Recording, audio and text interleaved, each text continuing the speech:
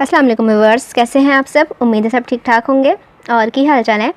आज मैं आपके साथ एक कंप्लीट नावल रीड कर रही हूँ। उम्मीद है आप सबको पसंद आएगा। इस नावल का जैनर है haveli base, revenge base, vani base, cousin marriage, age difference, rude hero. और एक चीज़ इसमें हिडन है, आप लोगों के लिए सरप्राइज़ है। आप लोग मुझे कमेंट में वो जैनर बताएंगे कि वो क्या चीज़ है जो मैंने इसमें नहीं बताई। हीरो वो भी है। चलिए आप लोग मुझे कमेंट में लाजमी बताइएगा। अपना नावल स्टार्ट करते हैं। अगर पसंद आए तो लाइक लाजमी कीजिएगा और नए हैं चैनल पर तो सब्सक्राइब भी कीजिएगा और बेल आइकन को लाजमी प्रेस कीजिएगा ताकि हर नई आने वाली वीडियो की अपडेट आपको सबसे पहले मिले। किसी भी हाल में ये कॉन्ट्रैक्ट हमें ही मिलना चाहिए। आरिज़ मलिक पार्किंग में जाता फ़ोन पर बोला, जी सर ज़रूर। फ़ोन पर उसका जवाब सुनकर उसने फ़ोन रख दिया था। गाड़ी का दरवाज़ा खोलते आरिज़ मलिक की नज़र सामने खड़ी लड़की पर पड़ी। चंद लम्हों के लिए उसे ये सब धोखा लगा और वो लड़की आगे बढ़ने लगी और एक गली की तरफ चल पड़ी थी। आरिज़ गाड़ी में बैठा और उसका पीछा करने लगा और गली के कोने पर खड़े लड़के का अंदर जाने का इंतज़ार करने लगा था। लड़की के अंदर जाते ही आरिज़ गाड़ी से उतरा और उस घर का दरवाज़ा खटखटाया। आ रही हूँ, सब्र करो। अंदर से एक औरत की आवाज़ आई थी। दरवाज़ा खोलते ही आरिज़ चंद पलों के लिए साकत हो गया। खाला भी? आरिज़ ने बेयकीनी से कहा था। आरिज़ ज़ुबैदा बेगम ने आरिज़ को कहा, जो उनको देखते ही अंदर चल पड़ा था। मशाइम जो अभी थकी हारी बाज़ार से आई थी, बाहर से खालाबी की आवाज़ सुनकर बाहर की तरफ मुड़ी ही थी कि सामने से आरिज़ को आता देखकर उसके कदम वहीं रुक गए। आरिज़? मशाइम ने हैरानी से कहा था। आरिज़ जो अपना वहम समझ रहा था, मशाइम को 6 माह बाद देखकर उसे यकीन नहीं हो रहा था। आरिज़, बात सुनो। खालाबी की आवाज़ से वो दोनों उनकी तरफ मुतवज्जह हुए थे। खालाबी, मुझे आपसे ये उम्मीद नहीं थी। मैं पिछले 6 महीनों से पागलों की तरह इसे ढूंढ रहा हूँ। आपको एक दफ़ा भी मेरे हालत पर रहम नहीं आया? आरिज़ अफसरदा लहजे में बोला था। आरिज़, खालाबी से कहते हुए मशाइम की तरफ मुड़ा, जो अब कमरे में जा चुकी थी। चलो आरिज़, मशाइम को हुक्म देते हुए बोला था। मैं कहीं नहीं जाऊँगी आपके साथ। मशाइम अपना रुख मोड़कर बोली थी। आरिज़ जो उसके इनकार पर तप उठा था, उसके जिस्म में तब्दीली देखकर उसका ध्यान उसके भरे हुए जिस्म पर गया। तुम प्रेग्नेंट हो? आरिज़ को एक और झटका लगा था। आरिज़ की बात सुनकर मशाइम ने अपने गले में झूलते हुए दुपट्टे से अपना आप ढका था। तुमने मुझसे इतनी बड़ी बात छुपाई मशाइम जावेद? आरिज़ इसकी तरफ बढ़ते हुए गुस्से से बोला था। आरिज़, ये मेरी मशाइम की बात पूरी होने से पहले ही आरिज़ उसका हाथ पकड़े बाहर की तरफ बढ़ा। खालाबी, ये अब मेरे साथ ही रहेगी और आपने मुझसे मेरी औलाद का छुपाकर अच्छा नहीं किया। आरिज़ मशाइम का हाथ मजबूती से पकड़कर गाड़ी तक पहुंचा था। बैठो। आरिज़ गाड़ी के पास रुकते बोला। तुम मशाइम बैठो। मशाइम की बात पूरी होने से पहले ही आरिज़ के गुस्से से भरपूर आवाज़ गूंजी थी। मशाइम आरिज़ के गुस्से को देखकर गाड़ी में बैठ गई थी। पूरे रास्ते दोनों को कोई बात नहीं हुई थी। गाड़ी आरिज़ के घर के सामने रुकी तो वो गुस्से से उतरता हुआ अंदर की तरफ बढ़ा था। मशाइम भी उसकी पैरवी करती हुई अंदर गई। ये सब करने की वजह पूछ सकती हूँ? मशाइम आरिज़ की पीठ को देखते हुए बोली थी। तुम पहले मुझे बताओ कि तुमने मुझसे 6 माह तक इतनी बड़ी बात क्यों छुपाई? आरिज़ इसकी तरफ आते हुए बोला था। ये मेरी औलाद है, आपका इस पर कोई हक नहीं है। मशाइम आंसू को काबू करते हुए बोली थी। मशाइम जावेद, ये औलाद मेरी है, इसकी रगों में मेरा खून है। आरिज़ मशाइम के बाजुओं को पकड़ते हुए बोला था। नहीं, ये मेरी है, मैं आपको कभी नहीं दूंगी ये। मशाइम आंसुओं को बहते मुश्किल से रोक रही थी। मैं कोर्ट से ऑर्डर लेकर इसको अपने पास रख लूँगा और उसकी देखभाल के लिए दूसरी शादी भी कर लूँगा। तुम फिक्र ना करो। आरिज़ मशाइम के बाजू को छोड़ते हुए बोला था। उसकी दूसरी शादी का सुनकर मशाइम बेयकीनी से उसे देखने लगी। अब जाओ, तैयार हो, हवेली जा रहे हैं हम। आरिज़ उसके चेहरे से नज़रें हटाते हुए बोला था। रिहाबा जो कमरे में किताब पढ़ने में मसरूफ़ थी, किसी की आवाज़ ने उसे मुतवज्जह किया था। वो कुर्सी से उठते टेरिस की तरफ बढ़ी। यहाँ क्या कर रहे हो? अम्मार को टेरिस में देख के वो चीखी। बेवकूफ़, पागल हो गई हो जो चीख रही हो? अम्मार उसके मुंह पर हाथ रखते हुए बोला था। इस तरह कौन आता है?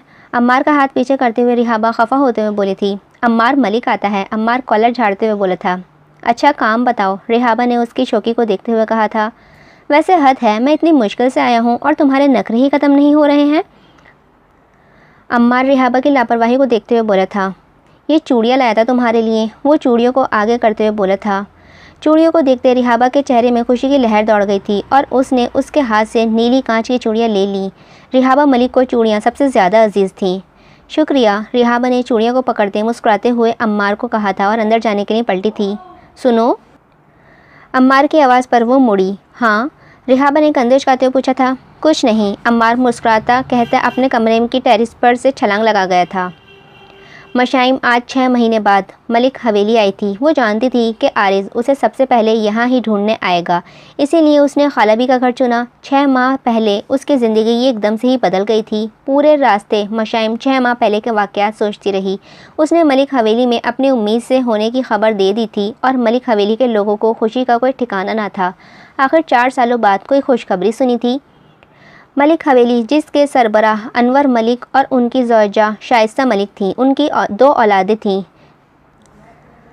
औलादें थीं, जाफ़र मलिक और जावेद मलिक। जाफ़र मलिक और मोमिना मलिक की 3 औलादें ज़िबाल अम्मार और मुइज़ा मलिक थी। जावेद मलिक और मुनज़्ज़ा मलिक की 2 औलादें थीं, मशाइम और रेहाबा मलिक। गांव में वाक़या मलिक हवेली अपनी मिसाल आप पेश करती थी। अनवर मलिक गांव के सरदार थे। उन्होंने ये जिम्मेदारी जाफ़र मलिक को सौंपी और अब ये गद्दी ज़बाल मलिक को मिल गई थी। सफ़ेद रंग वसी लॉन, जिसके एक तरफ क्वार्टर एक तरफ पूल था, ट्रिपल स्टोरी पर मुबनी हवेली थी। लॉन से अंदर आते एक तरफ डाइनिंग हॉल जो कीमती अशिया से सजाया गया था और एक तरफ किचन हॉल में सोफ़े और दीवार पर तस्वीरें। किचन के थोड़े फासले पर दादा साईं और दादी साईं अनवर मलिक और शाइस्ता मलिक का कमरा वाक़ था। हॉल के दरमियान से सीढ़ियाँ, जिसके बाएं जानिब जाफ़र मलिक और जावेद मलिक का कमरा था और दूसरी जानिब एक कमरा रिहाबा और मशाइम का, दूसरा कमरा मुइज़ा का। मुइज़ा के कमरे से चंद सीढ़ियों के गुज़रने से ज़बाल और अम्मार मलिक का कमरा था। इस हवेली के लोगों के मिजाज एक दूसरे से बेहद मुख्तलिफ थे।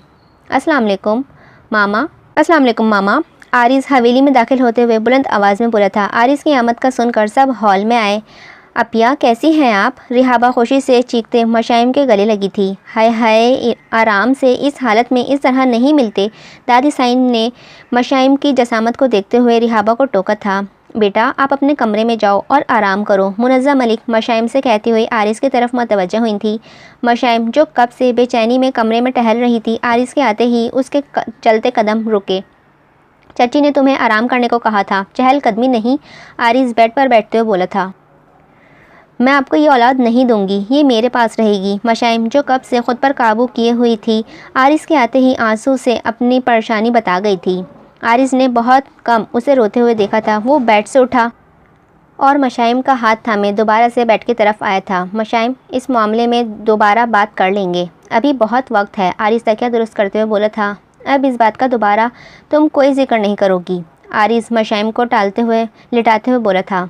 लेकिन मशाइम की बात पूरी होने से पहले ही आरिज़ ने उसके अल्फाज ख़त्म कर दिए थे। कुछ लम्हों के लिए दोनों साकत हो गए थे। थोड़ी देर बाद आरिज़ उससे दूर हटा और अपनी साइड पर आकर मशाइम की तरफ चेहरा लिए लेट गया था। मशाइम, तुम सो क्यों नहीं रही? आरिज़ उसका रुख अपनी तरफ करते हुए बोला था। आपको पता है, मुझे टेंशन में नींद नहीं आती। मशाइम उसकी सुरमई आंखों में देखते हुए बोली थी। यार, मैं बहुत थका हुआ हूँ। वैसे भी आज हम 6 माह बाद दोबारा साथ लेटे हैं। आरिज़ मशाइम को हिसार में लेते हुए बोला था और आहिस्ता आहिस्ता उसके कमर को सहलाने लगा था। मशाइम भी उसके हिसार में आते थोड़े पुरसुकून हुई थी और आहिस्ता आहिस्ता नींद में जाने लगी थी। नहीं, रहम करें अम्मा। ये आवाज़ें सुनते ही ज़बाल मलिक हड़बड़ाकर उठा था। पिछले 4 सालों से यही हो रहा था। वो सोने की कोशिश करता और उसे ये आवाज़ें आना शुरू हो जाती थीं। वो रोज़ रात को इन आवाज़ों की वजह से उठ जाता और उसके बाद उसे चाहकर भी नींद नहीं आती थी। ज़बाल उठा और बाहर लॉन की तरफ आया। वो जानता था अब नींद उसके कोसों दूर है। आरिज़ मशाइम को सोता देखकर मुतमईन हो गया था। उस पर कंफर्टर दुरुस्त करता हुआ कमरे से बाहर आया। सीढ़ियों से उतरते हुए उसकी नज़र सामने लॉन में बैठे ज़बाल पर पड़ी थी। कैसे हो ज़बाल? ज़बाल, जो आंखों में मूंदे बैठा था, आरिज़ की आवाज़ पर आंखें खोली थीं। ठीक हो, आओ। सामने कुर्सी की तरफ इशारा करते हुए बोला था। क्या हुआ, सब ठीक है ना? आरिज़ उसकी सुर्ख आंखों तक देखते हुए बोला था। हाँ, मशाइम भी आई है। ज़बाल बात बदलते हुए बोला था। उसकी बात बदलने पर आरिज़ के लब मुस्कुराए थे। वो जानता था कि ज़बाल मलिक तो बात बदलने में माहिर है। हाँ, वो भी आई है और अब तो तुम चाचू बनने वाले हो। आरिज़ मुस्कुराते हुए बोला था। मुबारक हो तुम्हें, ज़बाल ने आम से लहजे में जवाब दिया था। ज़बाल मलिक को आज तक किसी ने मुस्कुराते हुए नहीं देखा था। शायद वो ख़ुद भी अपनी मुस्कुराहट को भूल गया था। ज़बाल मलिक, जो 28 साल भरपूर नौजवान मर्द था, उसकी बादामी आंखें जो देखने वालों को दोबारा देखने पर मजबूर कर देती थीं। सफ़ेद रंगत, हल्की दाढ़ी और घनी मूछें, कुशादा पेशानी, अनाबी होठ जो कभी नहीं मुस्कुराए और खड़ी नाक। वो एक पुरकशिश मर्द था, लेकिन वो इतना ही संजीदा था। कुछ पता चला उसके बारे में? आरिज़ ज़बाल को देखते हुए बोला था। नहीं मालूम, नहीं ज़मीन खा गई है या आसमान निकल गया है, ज़बाल ने आरिस के चेहरे को देखते हुए कहा था। आरिस मलिक जो 29 साल खुश मिजाज मर्द था, उसका रोशन चेहरा और नैन नक्श ज़बाल जैसे थे, लेकिन उसकी मकनातीसी सरमई आंखें जो देखने वाले को जकड़ लेती थीं और शेव उसके चेहरे को और हसीन बना देता था। वो दोनों एक जैसी शक्लें तो रखते थे, लेकिन मिजाज बिल्कुल मुख्तलिफ थे।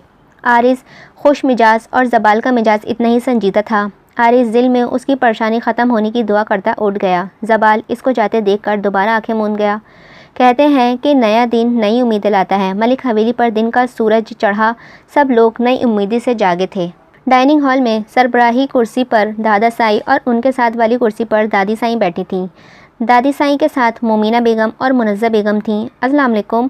सीढ़ियों से उतरते हुए आरिस और मशाइम ने बुलंद आवाज़ में कहा था, नूरी नाश्ता लगाओ। मोमिना बेगम की आवाज़ सुनकर किचन में काम करती नूरी के हाथों में तेज़ी आई थी। आरिस, ज़बाल उठ गया? दादी साई ने आरिस से पूछा था। जी उठ गया हूँ, ज़बाल के रोबदार आवाज़ आई थी और उसने दादी साई और दादा साई से झुककर प्यार लिया। किधर जा रहे हो? मोमिना बेगम ने ज़बाल की थकी आंखों को देखते हुए कहा था। वो जानती थी कि वो पिछले 4 सालों की तरह सो नहीं सका होगा। वो दिन रात उसकी तकलीफ़ कम होने की दुआ मांगती थी। अम्मा साई, शहर जा रहा हूँ, शाम तक लौट आऊँगा, ज़बाल जूस का गिलास पकड़ते हुए बोला था। आज तो बहुत ही कमाल लग रहे हो, आरिस ने ज़बाल को देखते हुए तंग किया। ज़बाल जो ब्राउन शलवार कमीज़ पर काला कोट पहने, बालों को अच्छे से सेट किए बहुत पुरकशिश लग रहा था। इस तरह के डायलॉग अपनी बीवी के लिए रखा कर ज़बाल ने आरिस को फ़ौरन जवाब दिया था। वो दिन करीब ही हैं जब कोई तुम्हें भी सराहेगा और तुम भी उसकी तारीफ़ करोगे। किसी से मोहब्बत का इजहार करोगे, वो तुम्हारी सारी तलखियों को खुशियों में बदल देगी। लेकिन अफसोस, तुम्हारी अना तुम्हें इजाज़त नहीं दे रही कि तुम उससे मोहब्बत का इजहार करो। तुम तो बस अपनी गलती का मदावा करना चाहते हो। आरिस कुर्सी से उठते हुए ज़बाल की आंखों में देखते उसे सच्चाई से आगाह कर रहा था। इन 4 सालों में उसकी बात का दोबारा जिक्र नहीं हुआ था, लेकिन आज आरिस ने ज़बाल की बिखरी हालत को देखते हुए उसे हकीकत से आगाह किया। हाँ, मैं उससे कभी मोहब्बत का इजहार नहीं कर सकूँगा, क्योंकि मैं नहीं चाहता फिर से कोई जाफ़र मलिक किसी आरज़ू मलिक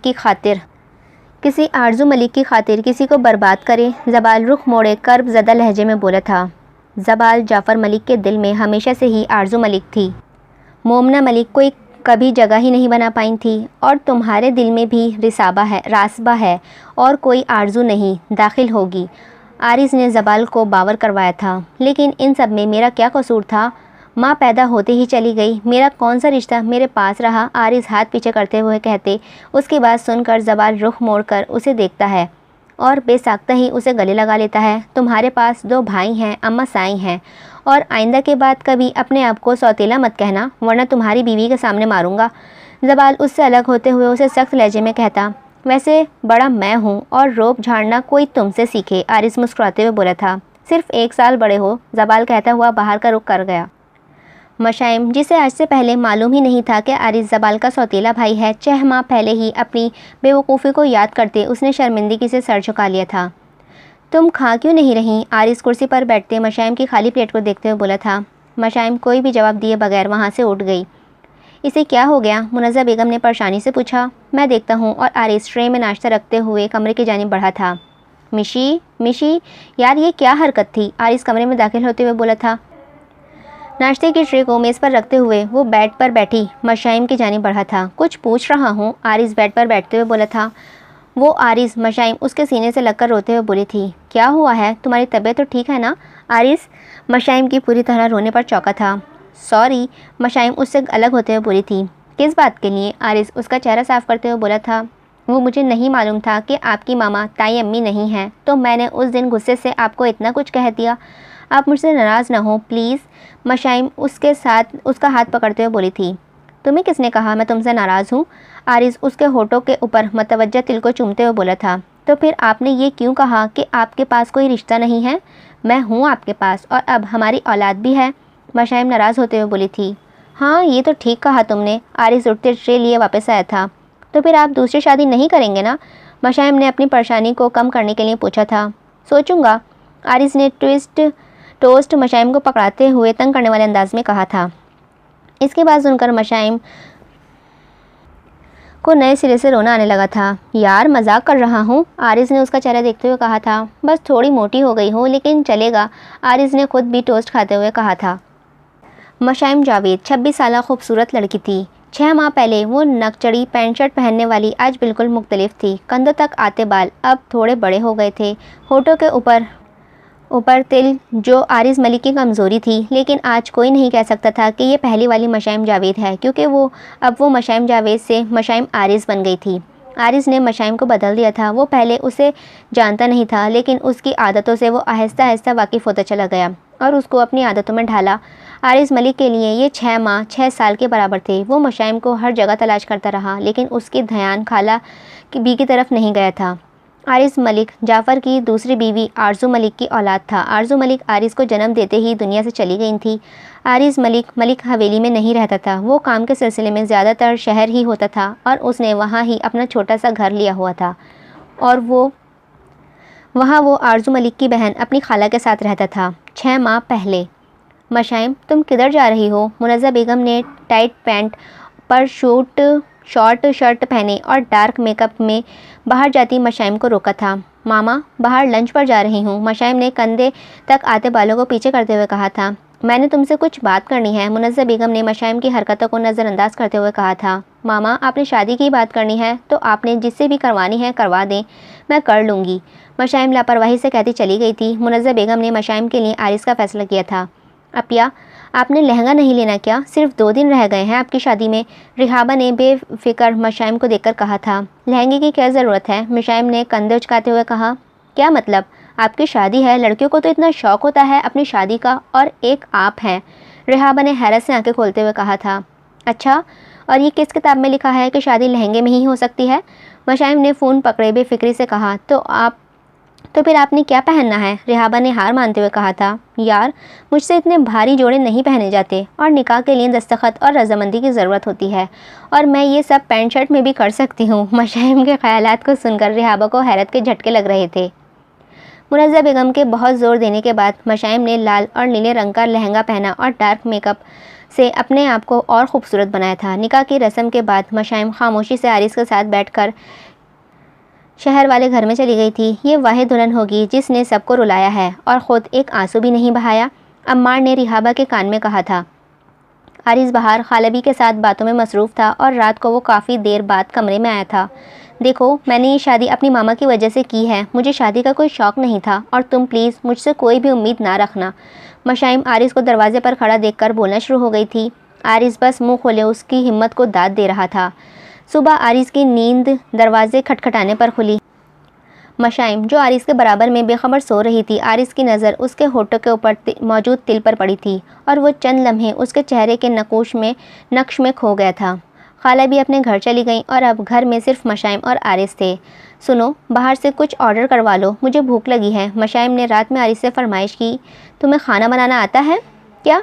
आरिज़ ने फ़ोन पर मगन मशाइम से पूछा था। नहीं तो पागल हूँ, मुझे कहाँ ये सब आता है, मशाइम ने मजाक उड़ाने वाले अंदाज में कहा था। अब सीख लो, मैं हर दिन बाहर का खाना नहीं खा सकता, आरिज़ ने तबकर कहा था। इसकी बात सुनकर मशाइम ने फ़ोन साइड पर रखा और हैरत से उसे देखा था।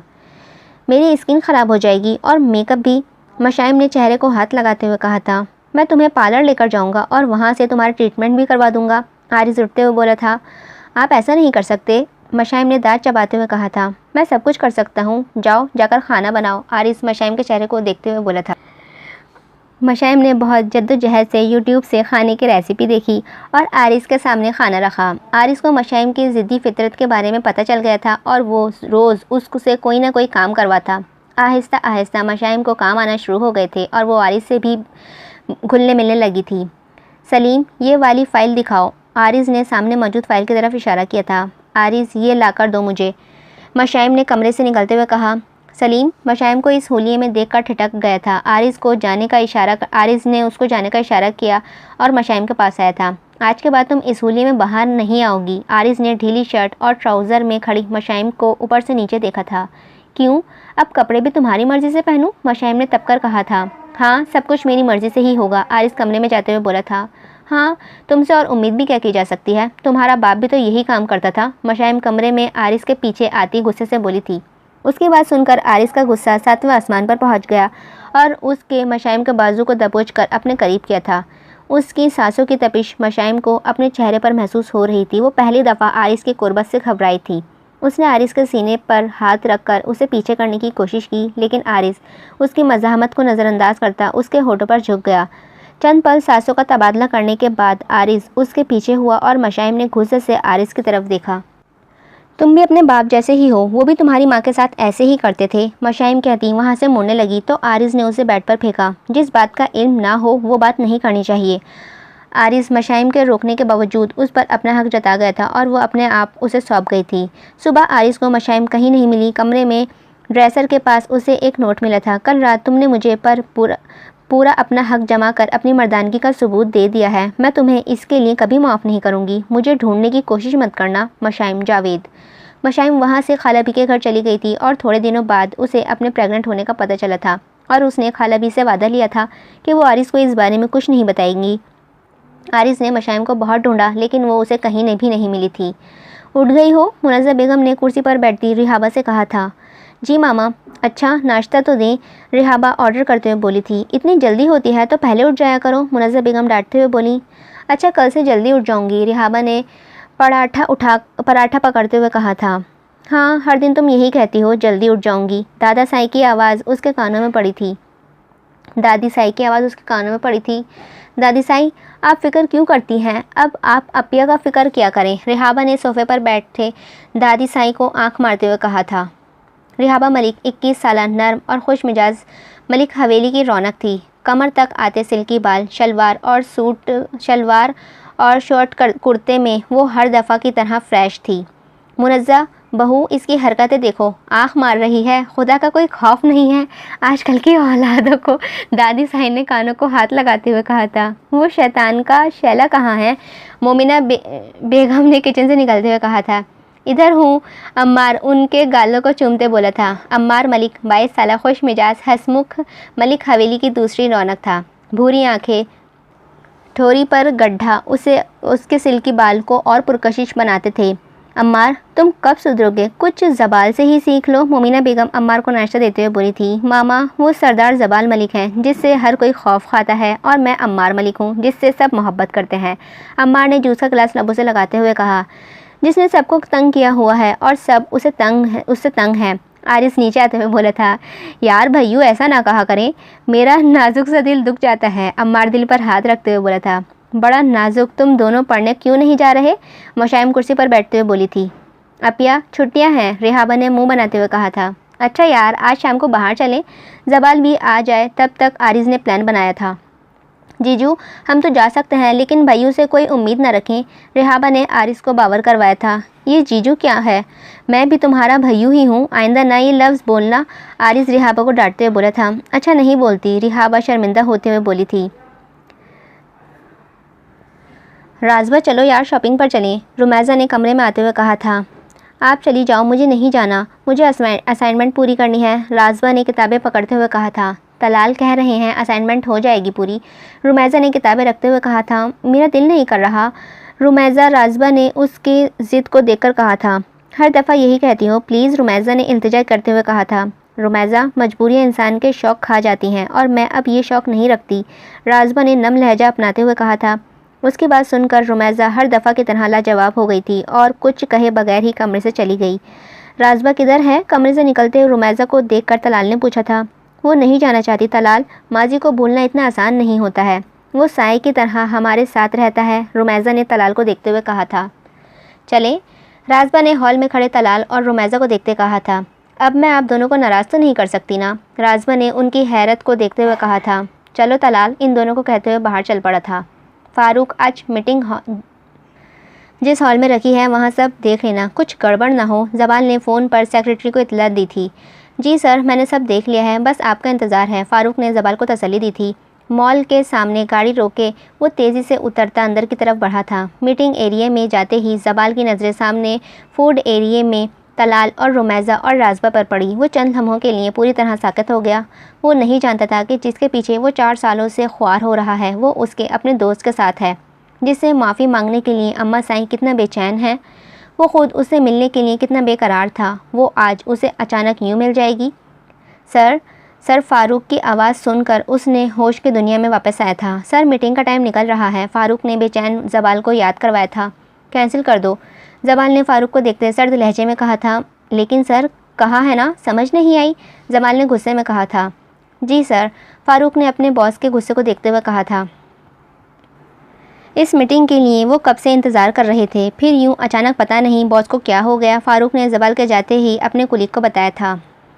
जबाल उनके पीछे जाने के लिए निकला था, लेकिन मॉल से निकलते ही तलाल गाड़ी में सवार होकर निकल पड़ा था। जबाल मलिक आज ये मौका हाथ से नहीं जाने देता। वो जल्दी से गाड़ी में बैठा और स्पीड बढ़ाकर किसी तरह उनके पीछे तक पहुंच गया था। घर के थोड़े फासले पर गाड़ी रोककर वो उनके अंदर जाने का इंतज़ार करने लगा। तलाल, रुमैज़ा और राज़बा के अंदर जाते ही वो गाड़ी से उतरा और छोटे छोटे कदम उठाता हुआ वो गेट तक पहुंचा था। बैल पर हाथ बढ़ाते ही जबाल की धड़कनें तेज़ हो गईं। रुमैज़ा, देखना कौन आया है, तलाल ने रुमैज़ा को आवाज़ दी थी। जैसे जैसे रुमैज़ा दरवाजे के करीब आ रही थी, वैसे ही जबाल की बेचैनी बढ़ रही थी। जी, रुमैज़ा ने दरवाज़ा खोलते ही कहा था, और वो पलके झपकाए बगैर अपने सामने जबाल मलिक को पूरे 4 साल बाद देख रही थी।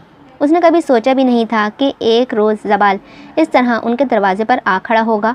रुमैसा मलिक 21 साल गोरी रंगत वाली मलिक हवेली की सबसे लाडली बेटी थी। भूरी आंखें, भूरे ही घुटनों तक आते बाल, मुनासिब सरापा फ्रॉक और चूड़ीदार पजामे में रुमैसा मलिक जबाल को कहीं से भी 4 साल पहले वाली रुमैसा नहीं लगी। कौन आया है रुमैज़ा? तलाल रुमैज़ा के पीछे दरवाजे तक आया था और सामने जबाल को देखकर उसके कदम वही साकत हो गए थे। तलाल चौधरी 28 साल जवान मर्द, जिसके हंसते हुए आंखें छोटी हो जाती थीं, पैंट शर्ट और हल्की फुल्की दाढ़ी में वो जबाल मलिक का बचपन का दोस्त था। भैयू, रुमैज़ा अपनी हैरत को कम करते हुए जबाल के गले लग गई थी। उसके गले लगते ही जबाल ने उसके बालों को चूमा था। कैसी है मेरी गुड़िया? जबाल उसे अलग करते हुए बोला था। तो ठीक हूँ। रुमैज़ा, जो इतने अरसे बाद अपने घर वालों से मिल रही थी, खुशी से बोल ही भी नहीं पाई। तलाल आगे आते जबाल के गले लगा और उन सालों में उससे कोई इख्तलाफ नहीं रख पाया था। रुमैज़ा, ये आपका है। राज़बा ने हॉल में आते रुमैज़ा को पकड़ा और अपने सामने जबाल को देखकर वो पूरी तरह से जामद हो गई थी।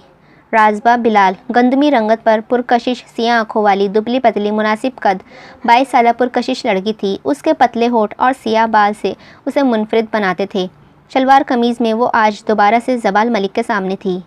रिसाबा, जबाल उसकी तरफ बढ़ा था। रिसाबा, जो जबाल को अपने वहम समझ रही थी, उसको हकीकत जानकर होशो हवास से बेगाना हो गई। रिसाबा, जबाल ने उसे ज़मीन बोझ होने से पहले ही थाम लिया और उसका चेहरा थपथपाने लगा था। राज़बा, रुमैज़ा उसके पास आते हुए बोली थी। जबाल, उसे कमरे में ले जाओ। तलाल की बात सुनकर जबाल राज़बा को बाजू में उठाते हुए कमरे में लाया था। तलाल ने डॉक्टर को फ़ोन में लाया। उन्हें किसी चीज़ का शौक लगा है, थोड़ी देर बाद वो होश में आ जाएंगी। डॉक्टर ने राज़बा का मुआयना करने के बाद बताया था।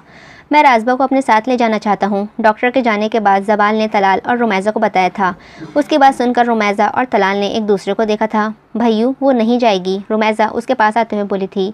रुमैज़ा, अम्मा साई तुम्हें और राज़बा को बहुत याद करती हैं, प्लीज़ इसे मनाओ, अम्मा साई इससे मिलना चाहती हैं। जबाल ने रुमैज़ा के हाथों को थामते हुए कहा था। जबाल, हम इससे बात करेंगे, अगर वो मान गई तो तुम कल इस वक्त दोबारा आ जाना, तलाल ने सख्त लहजा अपनाते हुए कहा था। जबाल कोई भी जवाब दिए बगैर वहाँ से चला गया था। होश में आने के बाद राज़बा अपने साथ हुए वाक़े को सोचती रही थी। जबाल मलिक का यूं सामने आ जाना उसके लिए शौक़ से कम बात ना थी। राज़बा, आ जाओ, खाना खाएं, रुमैज़ा ने कमरे में आते हुए इत्तला दी थी। रात के खाने में तलाल, रुमैज़ा और राज़बा मौजूद थे। राज़बा, रुमैज़ा ने खाने से उसे खाना देते हुए कहा था। जी, राज़बा ने सादे से लहजे में कहा था। वो भैयू चाहते हैं कि तुम और मैं हवेली चलें उनके साथ, रुमैज़ा तलाल को खाना पेश करते हुए बोली थी। उसकी बात सुनकर राज़बा ने आंखें फाड़कर उसे देखा था। मैं नहीं जाऊंगी, राज़बा ने दो टूक अंदाज में कहा था। राज़बा एक दफ़ा मिल तो लो, हम हैं ना तुम्हारे साथ, रुमैज़ा ने ज़ोर डालते हुए कहा था। रुमैज़ा, आपका घर है, आप जा सकती हैं, मुझे नहीं जाना, मैं दोबारा उस जहन्नुम में नहीं जा सकती, राज़बा ने रोते हुए कहा था। राज़बा, वो आपका भी घर है, रुमैज़ा ने उसे बावर करवाया था। नहीं है वो मेरा घर वो था जो तुम्हारे भाई ने मुझसे छीन लिया, उसने मुझे बेघर कर दिया, राज़बा चीखते हुए बोली थी। राज़बा, एक मौका तो दे सकती हो ना, वो बदल गए हैं, रुमैज़ा ने उसके पास आते हुए बोला था। तलाल, जो इस सारी गुफ्तगू में खामोश था। रुमैज़ा, आप इसे मजबूर क्यों कर रही हैं? वो नहीं जाना चाहती तो आप बार बार इन पर दबाव ना डालें, तलाल ने रोती हुई राज़बा को देखते हुए कहा था। लेकिन एक दफ़ा साथ जाने में क्या हर्ज है। रुमैज़ा ने दोबारा अपना मौक़िफ़ दिया था। आपको एक बात की समझ नहीं आ रही कि वो नहीं जाना चाहती तो आप क्यों उसे बार बार मजबूर कर रही हैं? तलाल ने गुस्से में बुलंद आवाज़ में कहा था। उसकी आवाज़ सुनकर राज़बा और रुमैज़ा दोनों काँप गई थी। राज़बा, आप जाना चाहती हैं तो जाएं, लेकिन नहीं तो कोई ज़बरदस्ती नहीं है। और रुमैज़ा, अब आप मुझे दोबारा इस मौजू पर बात करती नज़र ना आओ। तलाल कहता हुआ वहाँ कमरे से चला गया था। उसके जाते ही राज़बा और रुमैज़ा अपने कमरे में चली गईं। मैं चली जाऊंगी अगली सुबह, राज़बा ने बताया था। उसकी बात सुनकर रुमैज़ा का चेहरा खुशी से दमक उठा था। राज़बा, सोच समझ कर फ़ैसला किया है ना? तलाल ने दोबारा तफ्शीश की थी। मैं नहीं चाहती कि आप दोनों में मेरी वजह से कोई भी तलख़ी हो। आप दोनों मेरे लिए बहुत ख़ास हो। अल्लाह ने मुझे भाई और इतनी प्यारी बहन से नवाजा है। राज़बा ने रुमैज़ा की खुशी को देखते हुए कहा था। राज़बा, चलो भैयू आ गए हैं, रुमैज़ा ने घंटी की आवाज़ सुनकर कहा था और वो बाहर की तरफ चल पड़ी थी। आप फिक्र न करें, वो अभी थोड़ा गुस्से में हैं, लेकिन वो ज़रूर मान जाएंगी। आपको मैंने कल पहली बार इतना गुस्से में देखा था। आप उसे मना लीजिएगा, राज़बा तलाल को देखते हुए बोली थी। हाँ, कल मैंने कुछ ज़्यादा ही गुस्सा कर लिया था। राज़बा, अगर कोई भी मसला हो तो मुझे लाजमी बताना, मैं हर कदम पर तुम्हारे साथ हूँ, तलाल राज़बा के साथ चलते उसे बताने लगा था। जी, राज़बा ने दरवाजे को बाहर निकलते हुए कहा था। ज़बाल और रुमैज़ा आगे बैठे थे। राज़बा भारी कदम उठाते गाड़ी तक आई थी और बैग दरवाज़ा खोलकर अंदर बैठ गई थी। अल्लाह मेरी धी को भी बड़ी गाड़ियों में बिठाएगा। गाड़ी में बैठते राज़बा को अम्मा की बात याद आई। काश अम्मा आज आप होती तो देख सकती कि आपकी धी बड़ी गाड़ी में बैठ गई है। राज़बा ने दिल में अम्मा को पुकार कर कहा था। गाड़ी में थोड़ी थोड़ी देर बाद रुमैज़ा की आवाज़ आती। वो तो जैसे 4 सालों की सारी बातें करने का सोच कर आई थी। राज़बा और ज़बाल तो बस उसकी बातें सुन रहे थे। सिग्नल पर रुकते ज़बाल की नज़र पीछे बैठी नीले सूट और काली चादर को खुद से अच्छे से ढांपे राज़बा पर पड़ी थी। इसकी सियाह आँखों में अलग ही चमक थी और उसका गंदमी रंग भी चमक रहा था। खुद पर किसी की नज़रों को महसूस करते राज़बा ने ज़बाल को देखा तो ज़बाल ने फ़ौरन नज़रों का रुख बदल लिया था। गांव के हुदूद में दाखिल होते ही राज़बा को अपने बचपन और अम्मा के साथ गुजारे वाक़यात याद आने लगे। हवेली के सामने गाड़ी रुकते ही राज़बा को 4 साल पहले मनाज़र याद आने लगे थे। ज़बाल बाहर निकल कर खड़ा हुआ, उसके साथ रुमैज़ा भी निकली। राज़बा अपने दिल की धड़कनों को काबू करते हुए, जो खौफ की वजह से बढ़ रही थी, मुश्किल से बाहर निकली थी। राज़बा छोटे छोटे कदम उठाती रुमैज़ा और ज़बाल के पीछे चली गई।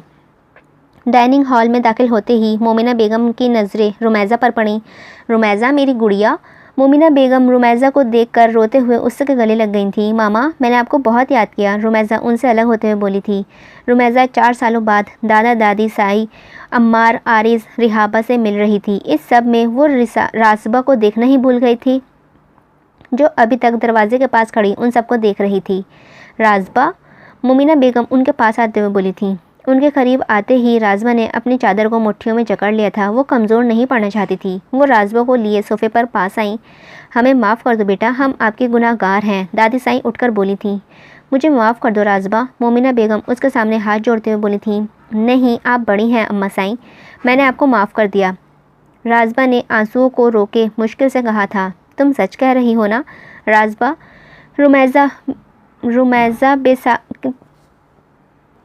राज़बा के हाथ पकड़े खुशी से बोली थी। हाँ, राज़बा ने नज़रें मिलाए बगैर कहा। वो अपने दिल की कैफियत इस हवेली के लोगों पर वाज़े नहीं कर सकती थी। बेटा, आपसे कोई मिलना चाहता है, दादा साईं उसके सर पर हाथ रखते हुए बोले थे। जाओ अम्मार, लेकर जाओ भाभी को। अम्मार, जो राज़बा को पहचानने की कोशिश कर रहा था कि ये वही 4 साल पहले वाली राज़बा है जो आई भाभी राज़बा अम्मार के साथ चलती हवेली से 2 घर छोड़कर एक घर के सामने रुकी। भाभी जाएं अंदर, अम्मार दरवाज़ा खोलकर चला गया था। राज़बा को अपने कानों पर यकीन नहीं आया था।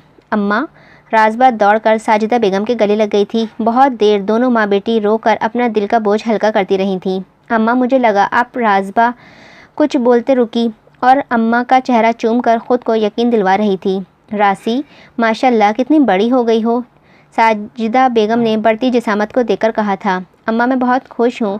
अब मैं आपको अपने साथ लेकर जाऊँगी और आपको वो हर चीज़ लेकर दूँगी जिसके लिए आप तरसती थीं। राज़बा उनकी गोद में सर रखते हुए बोली थी। ना धी, मुझे कहीं नहीं जाना, मैं इधर ही ठीक हूँ।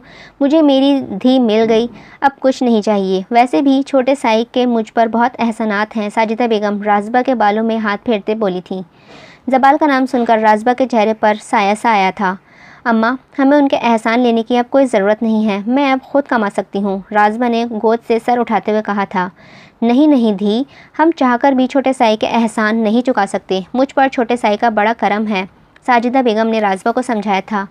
अम्मा, नफ़रत करती हूँ जिसने मुझे सब कुछ छीन लिया, राजबा ने हिचकी लेते हुए कहा था। वो तुम्हारे सर का साई है, उसके दम से ही तुम्हारी इज्जत है, साजिदा बेगम ने अफसोस से कहा था।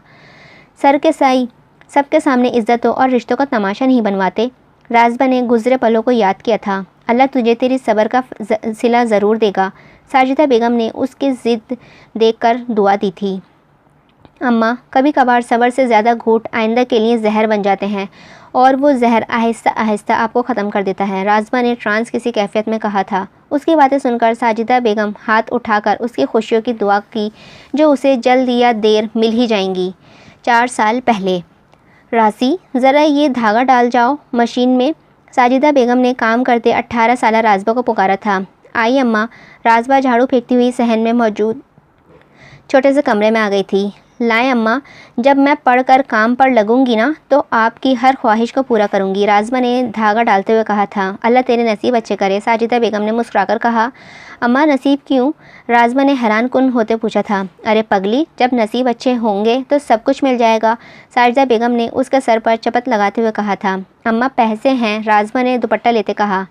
क्यों?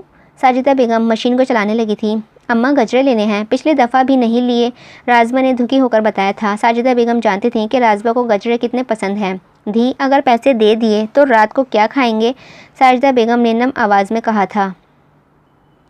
बिलाल और साजिदा को अल्लाह ने एक रहमत से नवाजा था। वो लोग गरीब थे और गांव में एक छोटे से घर में रहते थे जिसका पेंट जगह जगह से उतरा हुआ था और छत भी टपकती थी। पता नहीं कब तुम्हारे अब्बा का कर्ज उतरेगा तो हमारे घर के हालात ठीक होंगे, साजिदा बेगम ने सर्द आह भरते हुए कहा। सेठ, खुदा के लिए इस दफ़ा माफ़ कर दें, अगली दफ़ा रकम दुगनी दे दूंगा, बिलाल साहब सेठ करामत के आगे इल्तिजा कर रहे थे। बिलाल साहब की बर्बादी उस दिन शुरू हुई थी जब उन्होंने मोटरसाइकिल और ट्रैक्टर लेने के लिए सेठ के आगे हाथ फैलाए थे। ना ना, अब मैं अपने तरीके से रकम निकलवा लूँगा, सेठ उठते हुए बोला था। तुम्हारी सारी रकम माफ़ हो जाएगी अगर तुमने मलिक जाफ़र को मार दिया, करामत सेठ अपना मंसूबा बताते हुए बोला था। नहीं नहीं सेठ, मैं बड़े साई को नहीं मार सकता, बिलाल साहब गिड़गिड़ाते हुए बोले थे। ठीक है, फिर अपनी बेटी को मेरे हवाले कर दो, तुम्हारे सामने उसे बीवी का दर्जा दूंगा। सेठ की बातें सुनकर बाबा बिलाल साहब के रोंगटे खड़े हो गए थे। अगर मेरी मलिक को मारने की पेशकश कबूल है तो कल पुरानी हवेली आ जाना। अगले दिन बिलाल साहब मरते मरते पुरानी हवेली पहुँचे थे। मलिक जाफ़र उसी हवेली को तब्दील करवा कर स्कूल बनवाना चाहते थे, लेकिन उस दिन उनकी ज़िंदगी का आखिरी दिन था। मलिक जाफ़र गाड़ी से बाहर निकले और उनके सीने में 3 गोलियां लगने से ज़मीन पर गिर गए थे। मलिक जाफ़र को गोली मारने के बाद सेठ ने हक्का बक्का पिस्तौल पकड़े बिलाल साहब को भी गोलियों से छलनी कर दिया। इस साले से नहीं हो पाना था, जाकर खबर फैला दो कि बिलाल ने मलिक को मार दिया है और अब गद्दी मेरे पास आएगी। उसके बेटों को कोई शौक़ नहीं है सरदारी का, सेठ ने हाथ झाड़ते हुए कहा था। मलिक हवेली में मलिक जाफ़र की वफ़ात ने सबको हिला दिया था। फैसले के लिए जिरगा बैठाया गया। अनवर मलिक ने सरदारी ज़बाल मलिक को सौंपी थी। राजबा और साजिदा बेगम का रो रो कर बुरा हाल था। हमें खून बहा चाहिए, अनवर मलिक ने ऐलान किया। खून बहा का सुनकर साजिदा बेगम रोते हुए अनवर मलिक के पाँव पड़ गई थी। बड़े साईं, रहम करें, मेरे पास कौन से रिश्ते बाकी रह जाएगा। जावेद, जाओ मौलवी को बुलाओ, निकाह अभी होगा।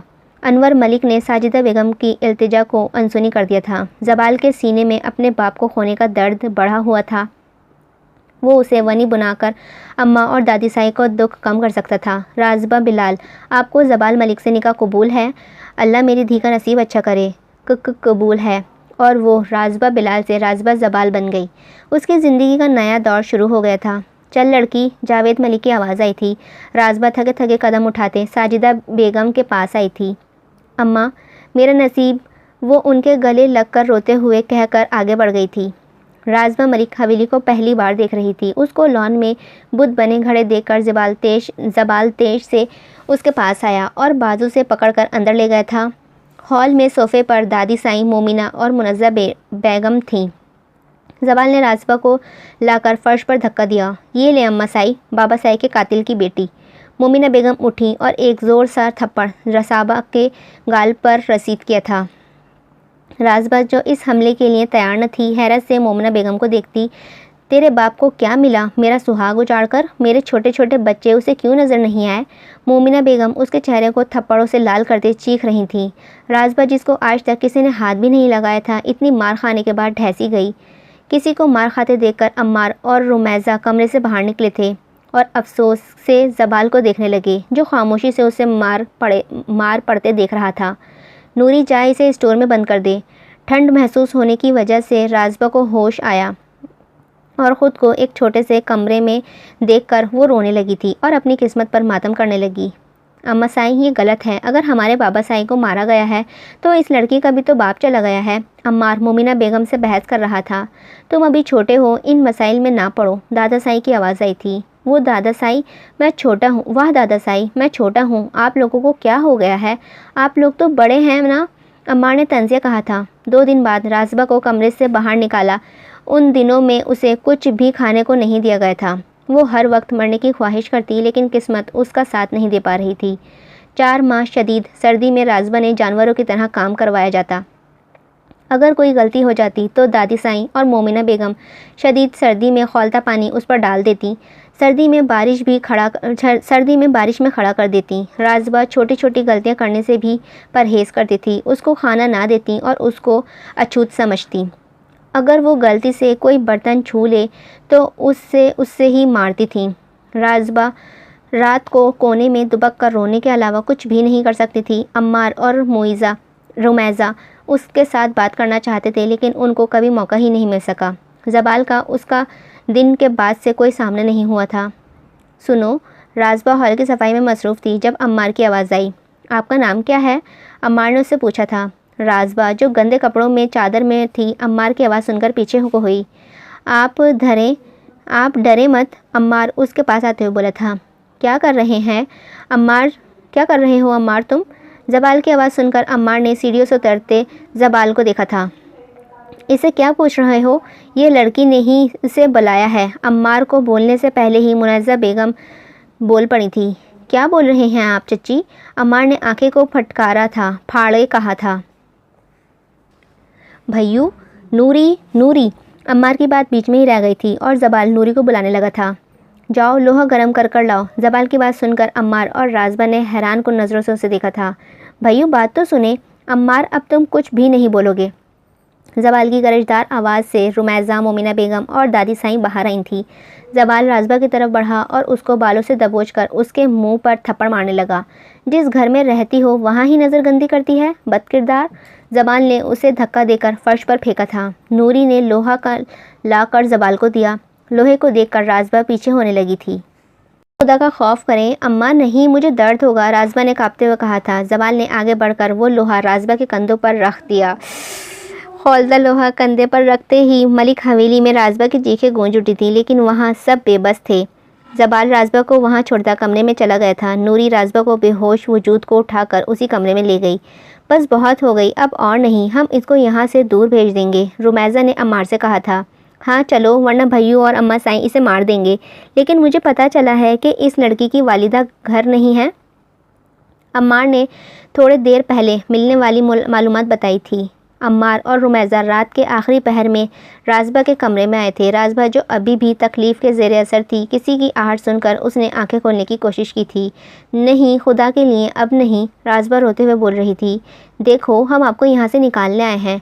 आपको कहीं और जगह जाना होगा, वरना भैयू आपको मार देंगे। रुमैज़ा उसके हाथों को थामते हुए उसे समझाने लगी थी और राजबा बस हाँ में सर हिलाने लगी।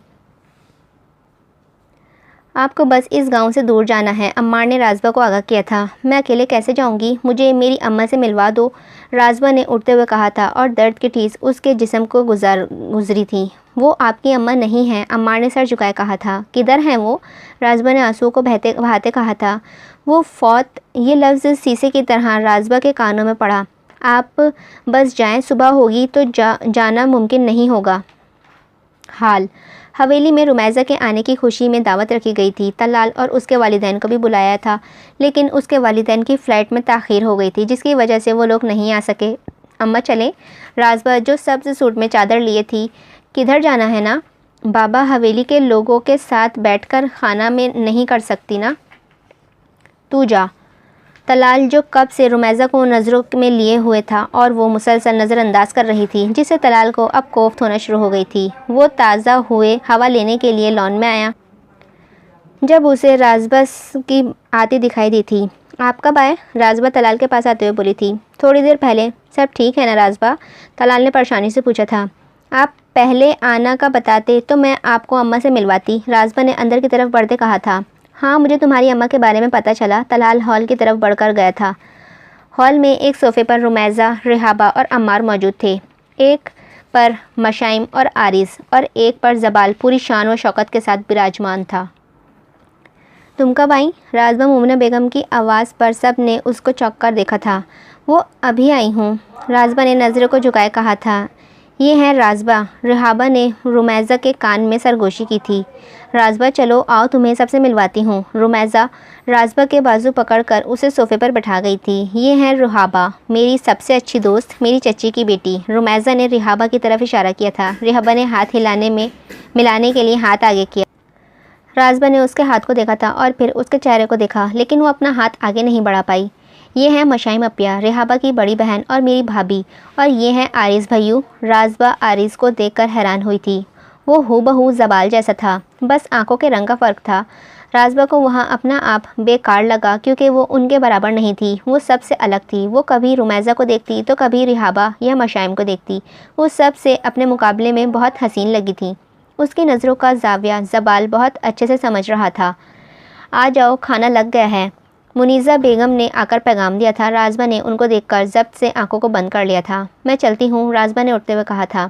कहाँ? राजबा, खाना तो खाती जाओ, फिर चली जाना। वैसे भी तुम सुबह ही निकलना है।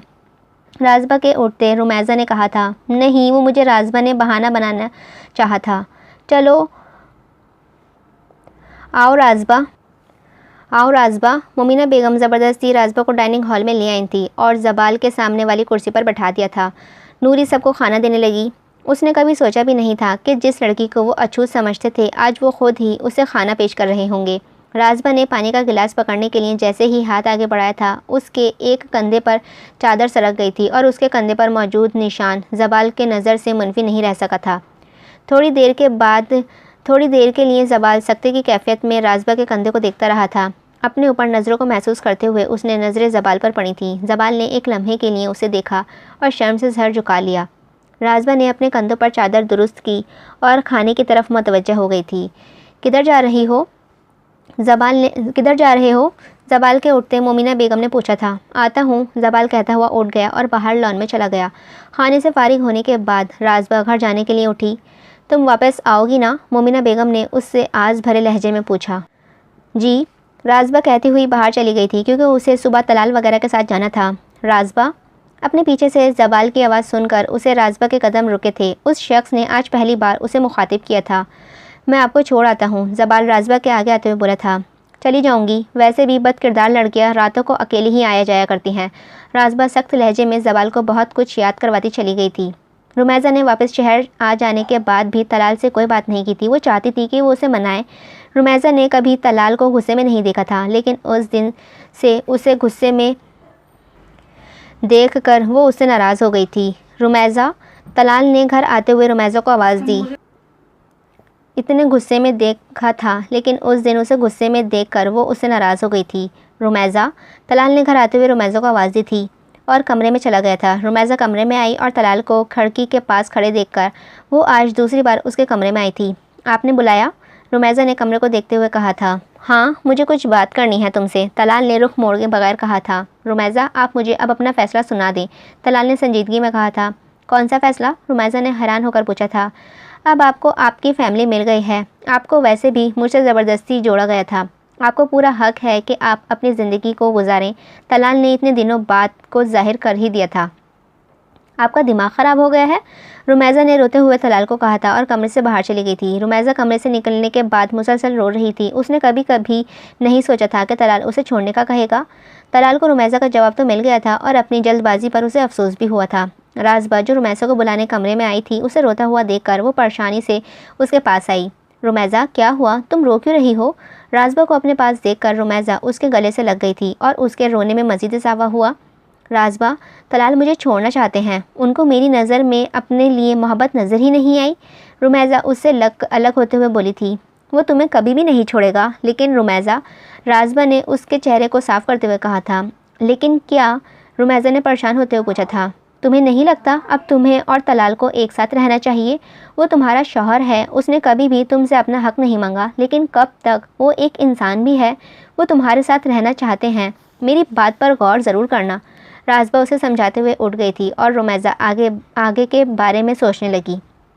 राजबा को शहर आए हुए 2 हफ्ते हो गए थे, लेकिन कल अम्मा साई को इत्तला के मुताबिक मशाइम की गोद भराई की रस्म थी, जिस पर उन दोनों ने भी आना था। मशाइम को शहर चेकअप करवाने के लिए आरिज़ आया था और उसने वापसी पर रुमैज़ा और राजबा को यूनिवर्सिटी से पिक करना था। आरिज़, हम ना उसके बाद शॉपिंग पर जाएंगे, मशाइम ने गाड़ी में अगले प्लान के बारे में बताया था।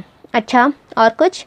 आरिज़ ने उसके हाथ थामते हुए कहा था। रुमैज़ा को हवेली जाने के बहुत बेचैनी लगी हुई थी। वो चाहती थी कि उसके इम्तिहान एक दिन में ही हो जाएं ताकि वो हवेली जा सके। तलाल काम की वजह से रुमैज़ा वगैरह के साथ ना जा सका और वो रुमैज़ा को उस दिन के बाद अपनी बात भी न बता सका था। राजबा और रुमैज़ा जो आखिरी पेपर देने के बाद कैंटीन में आई थी। यार, फिर कब आओगे तुम लोग? अमल और अरीबा ने पूछा था। यार, अब क्यों आना, अब मैं तुम लोगों को अपने छोटे भाई की शादी पर बुलाऊंगी, तुम लोग ज़रूर आना, रुमैज़ा ने मुस्कुराते हुए कहा था। आरिज़, जो रुमैज़ा और राजबा को देखने के लिए बाहर निकला था, बाहर से आती जाती लड़कियों से उसे तारीफ़ें सुनकर अंदर गाड़ी में बैठी मशाइम का पारा हाई कर रही थी और मशाइम का चेहरा देखकर आरिज़ को और मज़ा आ रहा था। यार, वो सामने कौन है? वो गाड़ी के बोनट के साथ खड़ा है, अमल ने आंखें छोटी करते हुए कहा था। भैयू, रुमैज़ा चीख मारती उठी थी और गाड़ी के पास पहुंचते आरिज़ के गले लगी थी। राजबा भी उसके पीछे आई थी और थोड़ी देर के लिए वो आरिज़ को ज़बाल समझ बैठी। आइए, आरिज़ ने राजबा को कहा था। गाड़ी के अंदर बैठते ही मशाइम ने ज़ोरदार मुक्का आरिज़ के बाजू पर मारा था। यार, क्या कर रही हो, मुझे मेरी बहन के सामने मारोगी? आरिज़ ने बाजू मसलते हुए कहा था। और जो हरकतें आप कर रहे थे? मशाइम ने गुस्से से कहा। कौन सी हरकतें? ओह अच्छा, आरिज़ ने मुस्कुराहट दबाते हुए कहा था। रुमैज़ा, तुम्हारी अपिया जेलिस हो रही हैं, आरिज़ ने मशाइम के गुस्से से सुर्ख होते चेहरे को देखकर कहा था। हाँ, सही कर रहे हैं आप अपिया, आप क्यों गाड़ी से बाहर निकले? रुमैज़ा ने मशाइम की शक्ल देखते हुए कहा था। अच्छा यार, सॉरी ना, आरिज़ ने कानों को पकड़ते कहा था। अब मैं तुम्हें दूसरी तरह यहाँ नहीं मना सकता, आरिज़ ने मशाइम को छेड़ते हुए कहा। उसकी बात सुनकर मशाइम ने आरिज़ को घूरा था और रुमैज़ा का कहकहा छूट। राजबा, जो इस सारे वाक़ये में खामोश बैठी थी, उनकी गुफ्तगू सुन रही थी। वो वैसे भी हंसती नहीं थी। लो, दोनों एक सही हैं। वो आरिज़ को मशाइम के साथ हंसता देखकर बहुत हैरान हुई थी। आरिज़ और ज़बाल हैं भाई, लेकिन आरिज़ हर किसी से मुस्कुराकर बात करता था। इन दोनों को देखकर राजबा को पहली बार उन जैसे ज़िंदगी गुजारने की ख्वाहिश हुई थी। आरिज़ ने गाड़ी मॉल के आगे रोकी थी। रुमैज़ा बाहर निकली तो राजबा ने उसे आवाज़ दी। मेरे पास पैसे नहीं हैं, अभी आप लोग कर लें शॉपिंग, राजबा ने नज़र झुकाए कहा था।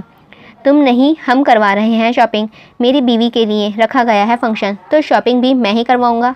आरिज़ और मशाइम ने राजबा और रुमैज़ा को खूब शॉपिंग करवाई थी। हवेली में उनकी आमद खुशी ले आई थी। राजबा अम्मा साई और बाकी सबसे मिलने के बाद अम्मा से मिलने आई थी। अम्मा, साजिदा बेगम जो तस्वीर पढ़ रही थी, राजबा की आमद उनके चेहरे पर खुशी ले आई।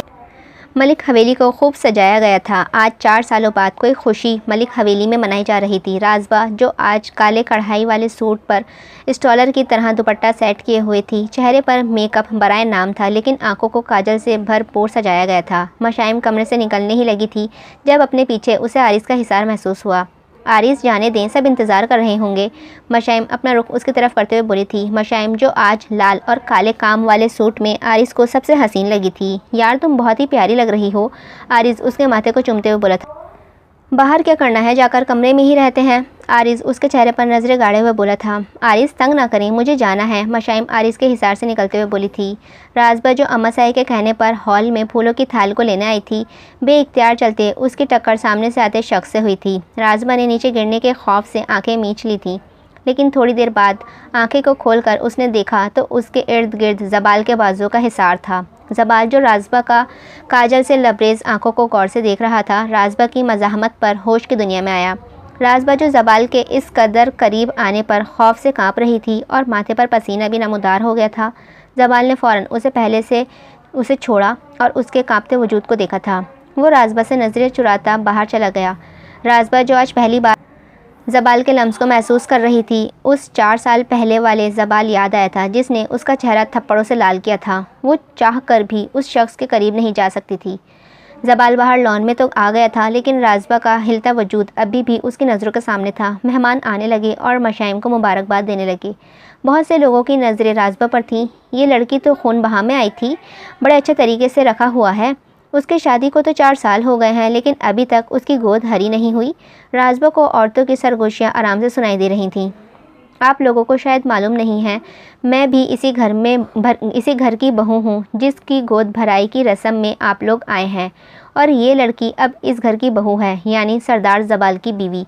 और किसी और नाम से उसे ना ही बुलाएं तो बेहतर होगा। मशाइम, जो कब से इनकी बातें सुन रही थी और रात सुबह के इंतज़ार में थी कि वो उन्हें कुछ बोले, लेकिन वो खामोश रही, तो मशाइम को उनको चुप कराना पड़ा था। मशाइम की बात पर वहाँ सबकी बोलती बंद हो गई और राजबा वहाँ से निकलकर दूसरी साइड पर आ गई थी। तुम हम सबसे भागती क्यों हो? मशाइम की आवाज़ उसको सुनाई दी थी, जो रस्म ख़त्म होने के बाद राजबा के पीछे आई थी। नहीं, ऐसी बात नहीं है, राजबा ने गुलामों की तरह सर झुकाए कहा था। यार, हम सब एक जैसे ही तो हैं, प्लीज़ इस तरह सर ना झुकाया करो, अपने आप को कमतर ना समझा करो। तुम बहुत ही अच्छी हो, मशाइम राजबा का चेहरा उठाते हुए बोली थी। जी हाँ, सही कहा, मेरी मोटी बेगम ने आरिस मशाइम के साथ खड़े होते हुए बोला था। उसके मोटा कहने पर मशाइम ने उसे घूरे से नवाजा था और राजबा का चेहरे पर मुस्कुराहट आई थी। तुम मुस्कुराते हुए कितनी क्यूट लगती हो, मशाइम ने राजबा को देखते प्यार से कहा था। उसकी मुस्कुराहट को देखकर ज़बाल, जो फ़ोन पर बात कर रहा था, चंद पल के लिए जम गया। बिलाशुबा उसकी मुस्कुराहट बहुत ही हसीन थी। राजबा, मुझे तुमसे कुछ बात करनी है, राजबा को ज़बाल की आवाज़ ने रोका था। राजबा, जो ज़बाल को देखकर चंद कदमें पीछे हुई थी, वो राजबा, मैं अपने किए पर बहुत शर्मिंदा हूँ। क्या तुम मुझे माफ़ कर सकती हो? क्या तुम मेरी तरफ लौट सकती हो? क्या मुझे अपना सर का साईं मानकर मेरे साथ ज़िंदगी गुजार सकती हो? ज़बाल ने उम्मीद भरे लहजे में कहा था। जिस दिन मुझे मेरे जिस्म और रूह पर मौजूद निशान, वो वाक़यात और तकलीफ़ याद नहीं करवाएंगे, उस दिन मैं आपकी तरफ लौट आऊँगी, राजबा ने सर्द लहजे में कहा था। राजबा, मैं तुम्हें तुम्हारे मुकाम दिलवाना चाहता हूँ, ज़बाल ने उसका जवाब सुनकर कहा था। जब दिलवाना चाहते थे तब आपने सिर्फ ज़ख्म दिए, राजबा तंज़िया कहती हुई पलट गई थी। मैं तुमसे मोहब्बत करना शुरू हो गया हूँ, मालूम नहीं कब से, लेकिन इन 4 सालों में मैंने हर सजदे में तुम्हारे लिए दुआ मांगी है।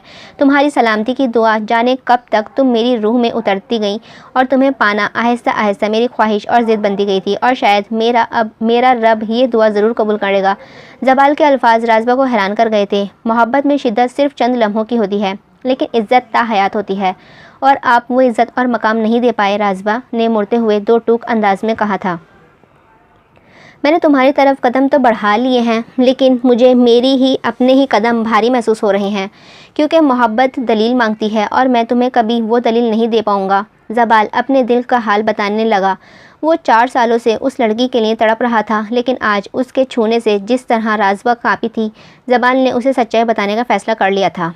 क्योंकि आपको अपनी अना बहुत अजीज़ है, और मोहब्बत में अना, गुरूर, हद आज और कल नहीं होते हैं, और मोहब्बत सिर्फ बराबरी है, और आपकी इज़्ज़त को गवारा नहीं है कि आप अपने से कम हैसियत वाली लड़की से मोहब्बत का दावा करें और उससे मोहब्बत को निभाएं, राजबा कहती हुई वहाँ से चली गई थी। पूरी रात ज़बाल की बातें उसके जहन में आती रही थी। वो चाह कर भी समझ नहीं पा रही थी कि वो उससे मोहब्बत करना शुरू हो गया है या सिर्फ अपनी गलती का दावा करना चाहता है। लगता है बेगम मैके आकर एक अदद शौहर को भूल गई हो, तलाल ने रुमैज़ा को छेड़ते हुए कहा था। आपने ही कहा था, रुमैज़ा ने चेहरे पर बेजारी लाते हुए कहा था। सॉरी यार, मुझे लगा कि क्या लगा आपको, मैं आपको छोड़ दूंगी? आपने ऐसा सोच भी कैसे लिया? रुमैज़ा ने तलाल की बात को काटते हुए नम लहजे में कहा था। मेरे लिए वो बादल हैं जो तपती धूप में मेरे लिए साया बना। आपने मुझे मोहब्बत से ऊंचा और ख़ूबसूरत अकीदत का मर्तबा दिया है। मैं आपको छोड़ने का कभी तसव्वुर भी नहीं कर सकती, रुमैज़ा ने रोते हुए कहा था। उसकी बात सुनकर तलाल के लब मुस्कुराए।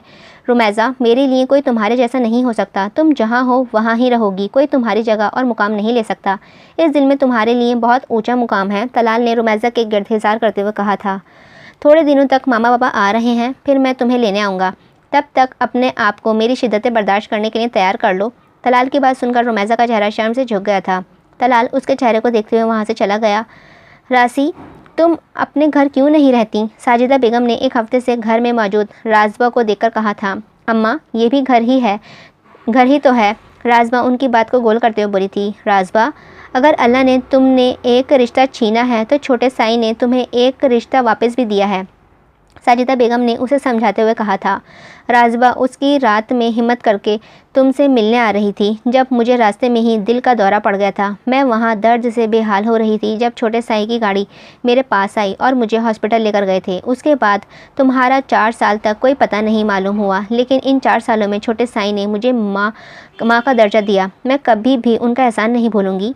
अम्मा की बात मानकर राजबा हवेली वापस आई। रात तक वो सब बातें करते रहे। मशाइम और बाकी सब से राजबा की अच्छी दोस्ती हो गई थी। मुनीज़ा बेगम ने भी अपने लिए माफ़ी मांग ली थी। राजबा 11 बजे तक हॉल में रही, लेकिन उसके बाद सब अपने अपने कमरों में चले गए। मोमिना बेगम ने राजबा को जबाल के कमरे का पहले से ही बता दिया था।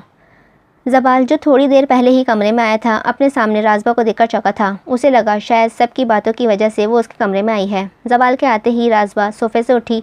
आप इस कमरे में सो जाएं, मैं इस कमरे में सो जाता हूँ। जबाल राजबा की परेशानी समझते हुए बोला था। राजबा को अनजान जगह हर नींद कहाँ आनी थी।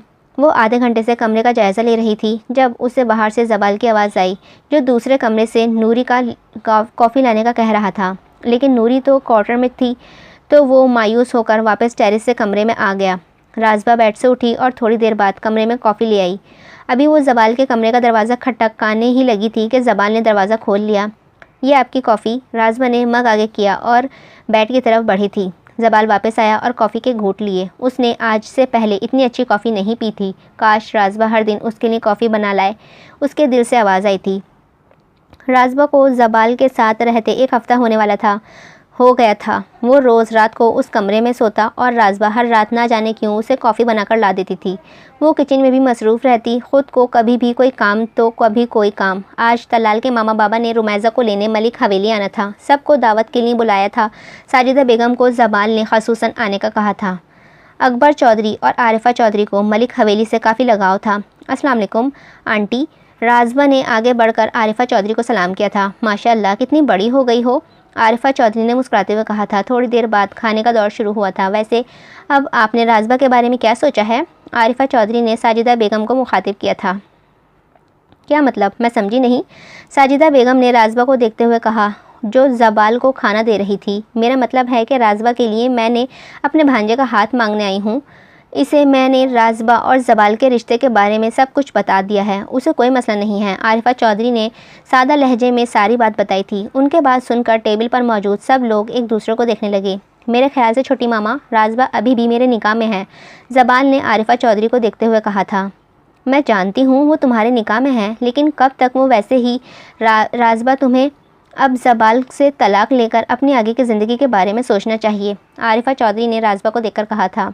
आपको लगता है कि मैं राजबा को छोड़ दूंगा? जबाल ने अब की बार सर्द लहजा अपनाते हुए कहा। हाँ, छोड़ देना चाहिए तुम्हें। तुम जैसे शख्स के साथ कौन रहना चाहेगा? आरिफा चौधरी ने तंज़ दिया कहा था। जबाल, मुझे अफसोस होता है कि मैंने तुम्हें अपना बेटा बनाया, तुम्हें और तलाल को बराबर रखा, लेकिन तुमने तो जानवरों से भी बदतर सलूक किया। जबाल, जिस रात राजबा को मैं हॉस्पिटल लेकर गई थी, उस दिन डॉक्टर ने मुझसे 3 बार पूछा था कि ये लड़की रेप विक्टिम तो नहीं है। आरिफा चौधरी ने नम आवाज़ में कहा था। जबाल, एक बात को बताओ, वैसे अब तुमसे किसी भी चीज़ की तवक्को रखी जा सकती है? इन 4 माह में तुम राजबा के पास अपनी हवस मिटाने कितनी बार गए थे? आरिफा चौधरी की बात सुनकर जबाल ने अफसोस से उन्हें देखा था। तुमने अपने बाप का बदला लेने के लिए इस लड़की की ज़िंदगी ख़राब कर दी और अब तुम चले हो इससे माफ़ी मांगने? आरिफा चौधरी उठते हुए बोली थी। आपने जो कहना है कह लिए, लेकिन ये बात कान खोल कर सुन ले, हर कोई सुन ले। मैं राजबा को तलाक नहीं दूंगा और आप अपने भांजे का रिश्ता मेरी बीवी से करवाने का ख्याल जहन से निकाल दें। जबाल ऊंची आवाज़ में बोलता हुआ एक नज़र राजबा के रोते चेहरे को देखकर बाहर निकल गया था। थोड़ी देर बाद अकबर चौधरी और तलाल वगैरह भी निकल गए। राजबा सारी रात इंतज़ार करती रही, लेकिन जबाल घर न आया था। तलाल और रुमैज़ा गाँव से थोड़ी दूर अपने आबाई घर में आए थे। थोड़ी देर बाद बातों के बाद तलाल और रुमैज़ा कमरे में चले गए। तलाल का जहन अभी तक जबाल में अटका हुआ था। रुमैज़ा कब आकर लेटी उसे कुछ मालूम ही नहीं हुआ। आपकी तबीयत तो ठीक है ना? रुमैज़ा ने खोए हुए तलाल को देखकर कहा था। हाँ जी, मैं ठीक हूँ, तलाल ने रुमैज़ा को मुस्कुराते जवाब दिया। थोड़ी देर बाद तलाल ने रुमैज़ा के कानों में खूबसूरत सी बालियाँ डाली थीं। ये हमारी शादी का तोहफ़ा, तलाल ने उसके कान को छूते हुए कहा था। ये बहुत प्यारी हैं, रुमैज़ा ने तलाल की आंखों में देखकर कहा था। अभी रुमैज़ा दोबारा से कुछ बोलने ही वाली थी कि तलाल रुमैज़ा के होठों पर झुक गया था। रुमैज़ा की आंखों की पुतलियाँ बड़ी हो गई थी। तलाल पीछे होकर रुमैज़ा को देखने लगा, जो शर्म से खुद में समझ रही थी। यार, अभी तो मैंने कुछ किया भी नहीं और तुम ऐसे शर्मा रही हो, तलाल ने रुमैज़ा के चेहरे को देखते हुए बोला था। रुमैज़ा इस बात को सुनकर उसके सीने में छुप गई थी और तलाल की मोहब्बत में रंगती गई। तलाल, आपके पास कितनी बाइक्स हैं? रुमैज़ा ने तलाल की हैवी बाइक को देखकर पूछा था। 4 हैं, मैंने और जबाल ने एक साथ ही ली हुई थी। तलाल बाइक के पास जाते हुए बोला था।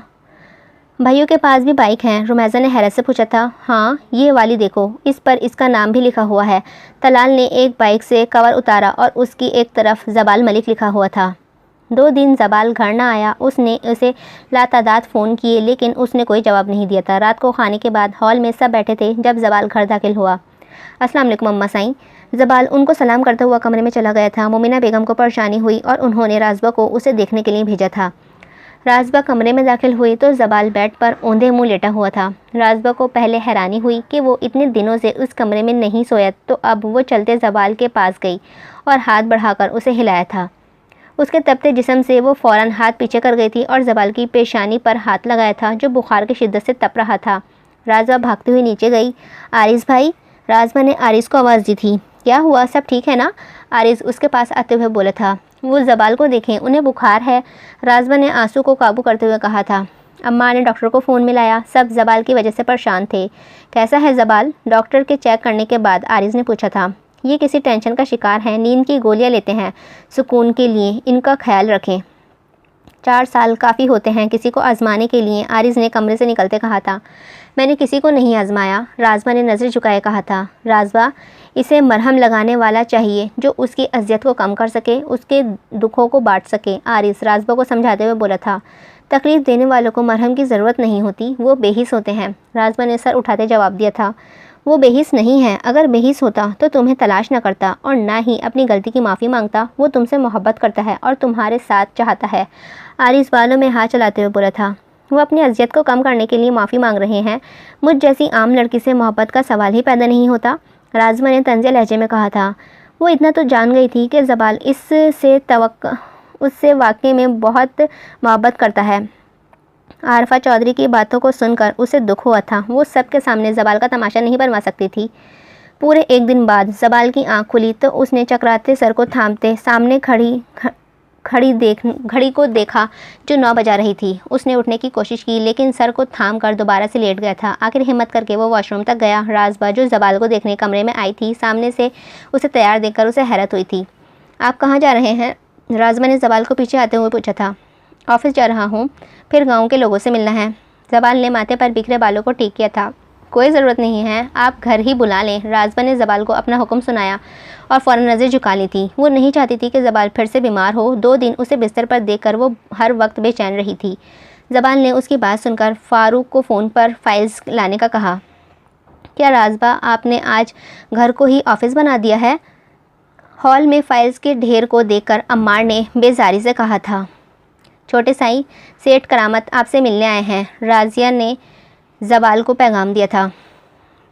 सलाम साई, सेठ ने अंदर आते हुए बुलंद आवाज़ में कहा था। साई, आप कल आकर ज़मीनों का एक दौरा लगा लें, सेठ करामत ने जबाल को देखते हुए कहा था। ठीक है, जाओ तुम, जबाल ने उठते हुए कहा था। राजबा जो जबाल को जूस देने आ रही थी, सेठ करामत को देखकर जूस का गिलास उसके हाथ से छूटा था। गिलास गिरने की आवाज़ से सेठ और जबाल ने किचन से आती राजबा को देखा था। तुम ठीक हो? जबाल ने राजबा को गिलास के टुकड़े से दूर करते हुए कहा। सेठ करामत जो हक्का बक्का राजबा को देख रहा था, जो काँप रही थी। जबाल की नज़रें उस पर पड़ी ही वो वहाँ से चला गया। जबाल ने राजबा के कांपते वजूद को देखकर दोबारा शर्मिंदा होकर उसका बाजू छोड़ दिया था। राजबा आंसू को काबू करते हुए कमरे में आ गई। जबाल जो हैरत से राजबा को जाते देख रहा था, राजबा जो इतने दिनों से उसका ख्याल रख रही थी, आखिर आज ऐसा क्या हुआ जो वो फिर से उसके छूने पर काँप गई। बहुत देर सोचने के बाद वो उठकर कमरे में गया। अम्मा, वो सेठ राजबा ने रोते हुए फ़ोन पर अम्मा को बताया था। उसकी बात सुनकर साजिदा बेगम को अलग परेशानी ने आन घेरा। तुम छोटे जबाल, जिसने आज दूसरी बार राजबा को बुरी तरह रोते हुए देखा था, एक लम्हे के लिए वो उसके सिया आंखों में खो गया। वो सेठ, वो राजबा हिचके लेते हुए बोली थी। तुम किस तरह जानती हो उसे? जबाल ने उसके चेहरे को देखते हुए कहा था। वो जबाल, राजबा आगे कुछ बोलने बगैर जबाल के सीने से लग गई थी और अपने रोने में शिद्दत ले आई थी। जबाल, जो राजबा की बात सुनने का मुंतज़र था, राजबा के लम्स से उसका दिल चंद लम्हों के लिए धड़कना भूल गया था। राजबा, जबाल ने राजबा को पुकारने की कोशिश की, लेकिन राजबा ने अपना हिसार मज़ीद तंग कर लिया था। जबाल, प्लीज़ मुझे छोड़कर मत जाइएगा, वो मुझे लेकर जाएगा, राजबा ने जबाल के सीने में मुंह छुपाए कहा था। जबाल भी उसको चुप करवाने के लिए उसकी कमर से हिलाने लगा। थोड़ी देर बाद जबाल ने राजबा को खुद से अलग किया और सोफ़े पर बैठाकर उसे पानी पिलाया। राजबा, मुझे बताओ क्या हुआ था? जबाल ने राजबा के चेहरे को साफ करते हुए कहा। राजबा, जिसको आज पहली बार जबाल के लम्स से घबराहट नहीं हुई थी, वो जबाल को 4 साल पहले इस रात का वाक़या बताने लगी। 4 साल पहले। मैं तुम्हारा सारा कर्ज माफ़ कर दूंगा मलिक। मलिक को मार दो, सेठ ने बिलाल साहब को देखते हुए कहा था। नहीं सेठ, मैं साई को नहीं मारूंगा, आप मेरा कर्ज माफ़ ना करें, बिलाल साहब वहाँ से कहते हुए चले गए थे। ये ऐसे नहीं मानेगा, सेठ करामत ने गुस्से से कहा। सब खैर है ना? साजिदा बेगम ने परेशानी से बिलाल साहब से पूछा था। हाँ, तुम बस दुआ करो, अल्लाह हमें किसी आजमाइश में न डाले, बिलाल साहब ने साजिदा बेगम को देखते हुए कहा था। रासी, देख बाहर कौन है? कब से दरवाज़ा बज रहा है? साजिदा बेगम की आवाज़ से किचन में काम करती राजबा दरवाजे की तरफ बढ़ी थी। सलाम सेठ, दरवाज़ा खोलते ही राजबा ने नज़रें झुकाकर कहा था। माशाअल्लाह, कितनी हसीन हो तुम, सेठ ने राजबा के चेहरे को देखते कमीन की मुस्कुराहट से साथ कहा। उसकी बात सुनकर राजबा ने ज़ब्त से आंखें मींचनी थीं। सेठ, अब बिलाल साहब ने खड़े होते हुए कहा था। मैंने कहा क्यों ना अपने ससुर से ही मिल लूँ, तौबा है, सेठ ने कहा कहका लगाते हुए कहा था। उसकी बात सुनकर राजबा और साजिदा बेगम ने बिलाल साहब को देखा, जो शर्म से सर झुकाए हुए थे। सेठ, रहम करें हम पर, बिलाल साहब ने इल्तिजा की थी। ठीक है, मलिक को बुलाओ, उसकी छोरी से निकाह करो और उन दोनों के सामने इसकी छोरी को बीवी का दर्जा दो। वैसे भी अब इसकी छोरी है ही बहुत हसीन और फिर जवान भी है, सेठ ने उठते हुए कहा था। साहब, हमारे पास कुछ भी नहीं है सिवाय इज्जत के, आप जो कहेंगे हम मानेंगे, साजिदा बेगम ने रोते हुए कहा था। ठीक है, फिर कल आ जाना, वरना कल रात अपनी छोरी को अपने सामने बेलिबास होते देखना। सेठ राजबा के करीब आते हुए उसके रोते चेहरे को छूकर चला गया था। उसके जाने के बाद राजबा साजिदा बेगम के गले लगकर रोती रही। किस्मत ने राजबा को सेठ से तो बचा लिया, लेकिन जबाल की नफ़रत उसे बर्दाश्त करनी पड़ी। हाल जबाल अपने गुस्से पर काबू किए राजबा की बात सुन रहा था। शदीद गुस्से के आलम में वो उठा और कमरे से बाहर चल पड़ा। राजबा उससे गुस्से को देखती उसके पीछे नीचे आई थी। जबाल, मेरी बात सुने। राजबा भागते हुए उसके पीछे आई। क्या सुनूं? जबाल की गरजदार आवाज़ से राजबा सहम गई थी। अल्लाह खैर करे। दादी साई और मोमिना बेगम बाहर आईं। आरिज़, अम्मार और बाकी सब भी कमरों से निकले थे। क्या हुआ है जबाल? आरिज़ ने सहमी खड़ी राजबा को देखकर पूछा था। अम्मा साई, सेठ करामत ने बाबा साई और राजबा के अब्बा को मारा है, जबाल ने गुस्से से राजबा को देखकर कहा था। जबाल की बात ने सब पर हैरतों के पहाड़ तोड़े थे। मैं अब इसे छोड़ूंगा नहीं, जबाल गुस्से से दहाड़ा था। जबाल, एक दफ़ा मेरी बात तो सुन लें प्लीज़। राजबा, जो पहले ही जबाल के गुस्से से डरी हुई थी, हिम्मत करके बोली थी। राजबा, उसकी वजह से तुमने ना करदा जुल्म की सज़ा काटी है, जबाल राजबा को देखकर बोला था। जबाल, जल्दबाजी ना करो, हम वक्त आने पर उसको जवाब ज़रूर देंगे, आरिज़ ने तहम्मुल से जबाल को समझाया था। अस्सलाम वालेकुम। अभी जबाल कुल बोलने ही वाला था जब आरिफा चौधरी और तलाल और रुमैज़ा आ गए। जबाल उनको देखे बगैर वहाँ से बाहर चला गया था। सब ठीक है ना? तलाल ने आरिज़ से पूछा था। हाँ, आओ बस वैसे ही छोड़ो, उसे आरिज़ से कहते अंदर ले गया था। देखो ज़रा इसे कैसे शर्मा रही है, मशाइम रुमैज़ा को तलाल के नाम से तंग करते हुए बोली थी। हाँ भाई, अब बस तुम मुझे जल्दी से खाला बना दो, रिहाबा ने रुमैज़ा के सुर्ख चेहरे को देखकर कहा था। उसकी शक्ल देखकर रिहाबा, मशाइम और राजबा की हंसी छूट गई थी। यार तुम बात कर लो जबाल से, मशाइम ने बाहर देखते राजबा को कहा था। जबाल, जो लॉन में अपने गुस्से को कम करने की कोशिश में चक्कर लगा रहा था, राजबा को आते उसके चलते पाँव रुके थे। आप आरिफ आंटी से नहीं मिले? राजबा ने जबाल को देखते हुए पूछा था। मुझे वो नज़र नहीं आई, जबाल ने बालों में हाथ फेरते हुए कहा था। आपको वो नज़र नहीं आई या आपने अपनी अना की वजह से उनसे बात नहीं की? राजबा ने जबाल की लापरवाही को देखते हुए कहा था। हाँ, यही समझ लो, क्या पता अब भी वो मुझ पर कोई नया इल्ज़ाम लगा दें। जबाल ने राजबा के चादर में ढके चेहरे को देखकर कहा था। आप कितने खुदसर हैं, राजबा ने जबाल को अफसोस से कहा था। मेरी तारीफ़ कर रही हो या बुराई? जबाल ने हल्की सी मुस्कुराहट लाते हुए कहा। राजबा ने इन 2 महीनों में पहली बार जबाल को हंसते हुए देखा था, या शायद वो खुद पहली बार हंस रहा था। जबाल, आप सेठ को कुछ नहीं कहेंगे, मैंने अब्बा को खो दिया है, आपको नहीं खोना चाहती, राजबा ने जबाल की बादामी आंखों में देखकर कहा था। उसके अल्फाज सुनकर जबाल का सारा गुस्सा झाग बन के ख़त्म हो गया था। आरफा चौधरी जो जबाल से मिलने बाहर आई थी, राजबा और जबाल को बात करते देखकर उन्हें अपने रवैये का अफसोस हुआ। लगता है सरदार से मिलने खुद आना पड़ेगा। आरिफा चौधरी उनके पास आते हुए बोली थी। नहीं छोटी मामा, ऐसी बात नहीं है, जबाल उनके गले लगते हुए बोला था।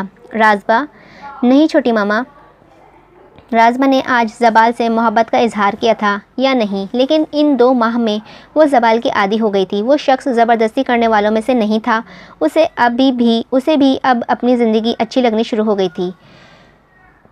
भैयू, रुमैज़ा वापस घर जाने से पहले जबाल के पास आई थी। हाँ बोलो, सब ठीक है ना?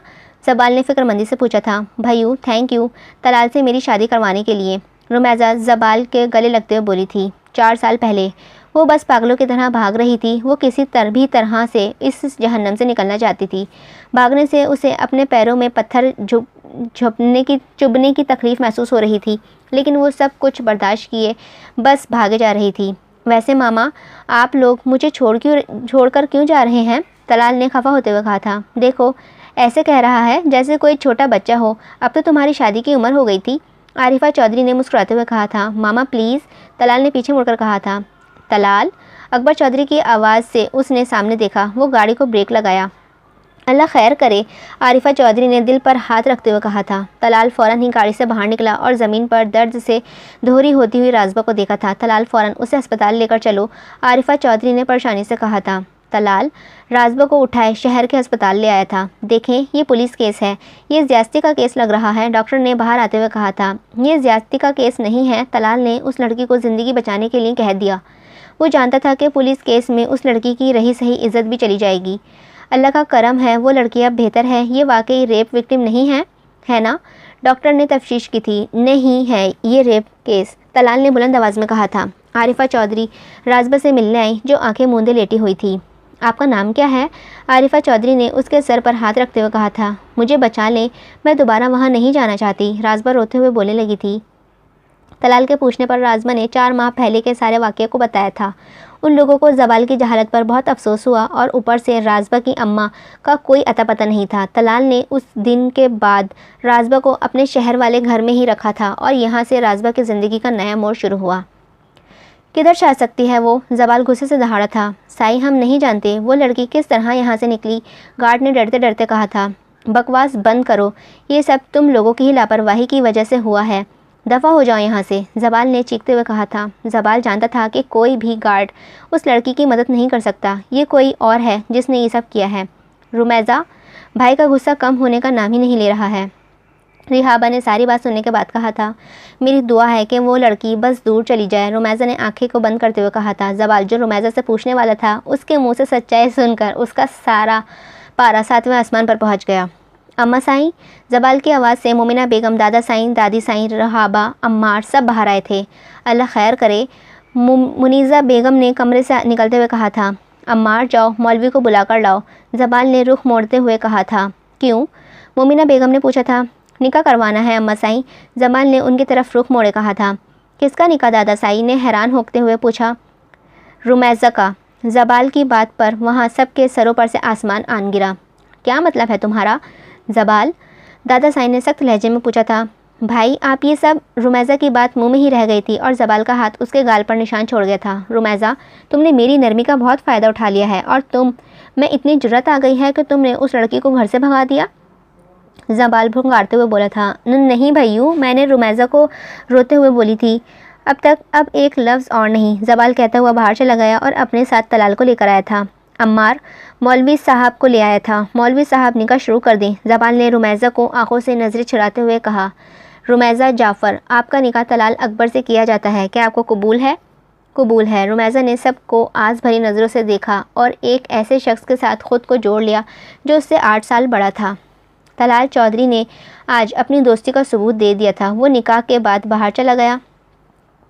अल्लाह तुम्हें खुश रखे, मोमिना बेगम ने आंसू को काबू करते हुए कहा था। मेरी दुआ है भैयू, आपको भी राजबा से मोहब्बत हो, लेकिन आपको कभी ना मिले, आप पल पल तड़पें। फिर मैं आपकी अना गुरूर को देखूंगी, रुमैज़ा चिल्लाते हुए कहती वहाँ से चली गई थी। उसके जाते ही मोमिना बेगम ने सर पीटना शुरू कर दिया था। अपनी 17 साला बेटी को ब्याह कर, वो भी इस उम्र से बड़े लड़के के से, तलाल चौधरी को भी वो ज़बाल की तरह अनापरस्त समझ रही थी, लेकिन वो वक्त ने उन्हें गलत साबित कर दिया था। हवेली से लेकर घर तक तलाल रुमैज़ा के रोने की आवाज़ ही सुन रहा था। घर पहुंचने पर मुलाजमा ने उसे तलाल के कमरे में बैठा दिया। तलाल के कमरे में आते ही उसके दिल की धड़कनें तेज़ हो गई थीं। वो भी तलाल को दूसरे मर्दों की तरह समझ रही थी। उसे भी लगा कि वो भी उसके साथ राजबा वाला ही हाल करेगा। मेरे साथ आए, तलाल ने दरवाजे के पास खड़े होते हुए कहा था। रुमैज़ा ने डरते हुए उसके साथ कदम मिलाए थे, लेकिन अपने सामने राजबा को देखकर वो हैरत से तलाल को देखने लगी थी। आपको मैं कल कॉलेज ले जाऊंगा, आप अपनी पढ़ाई पूरी करें। तलाल रुमैज़ा को एक नज़र देखते वहाँ से चला गया था। वो रुमैज़ा की सारी सोचों को ख़त्म कर गया था। वो वाकई अलग था, उस पर हक जताने वाला नहीं था। उस दिन के बाद उनमें आहिस्ता आहिस्ता दोस्ती हो गई थी। तलाल कभी अपने दिल की बात ना कर सका।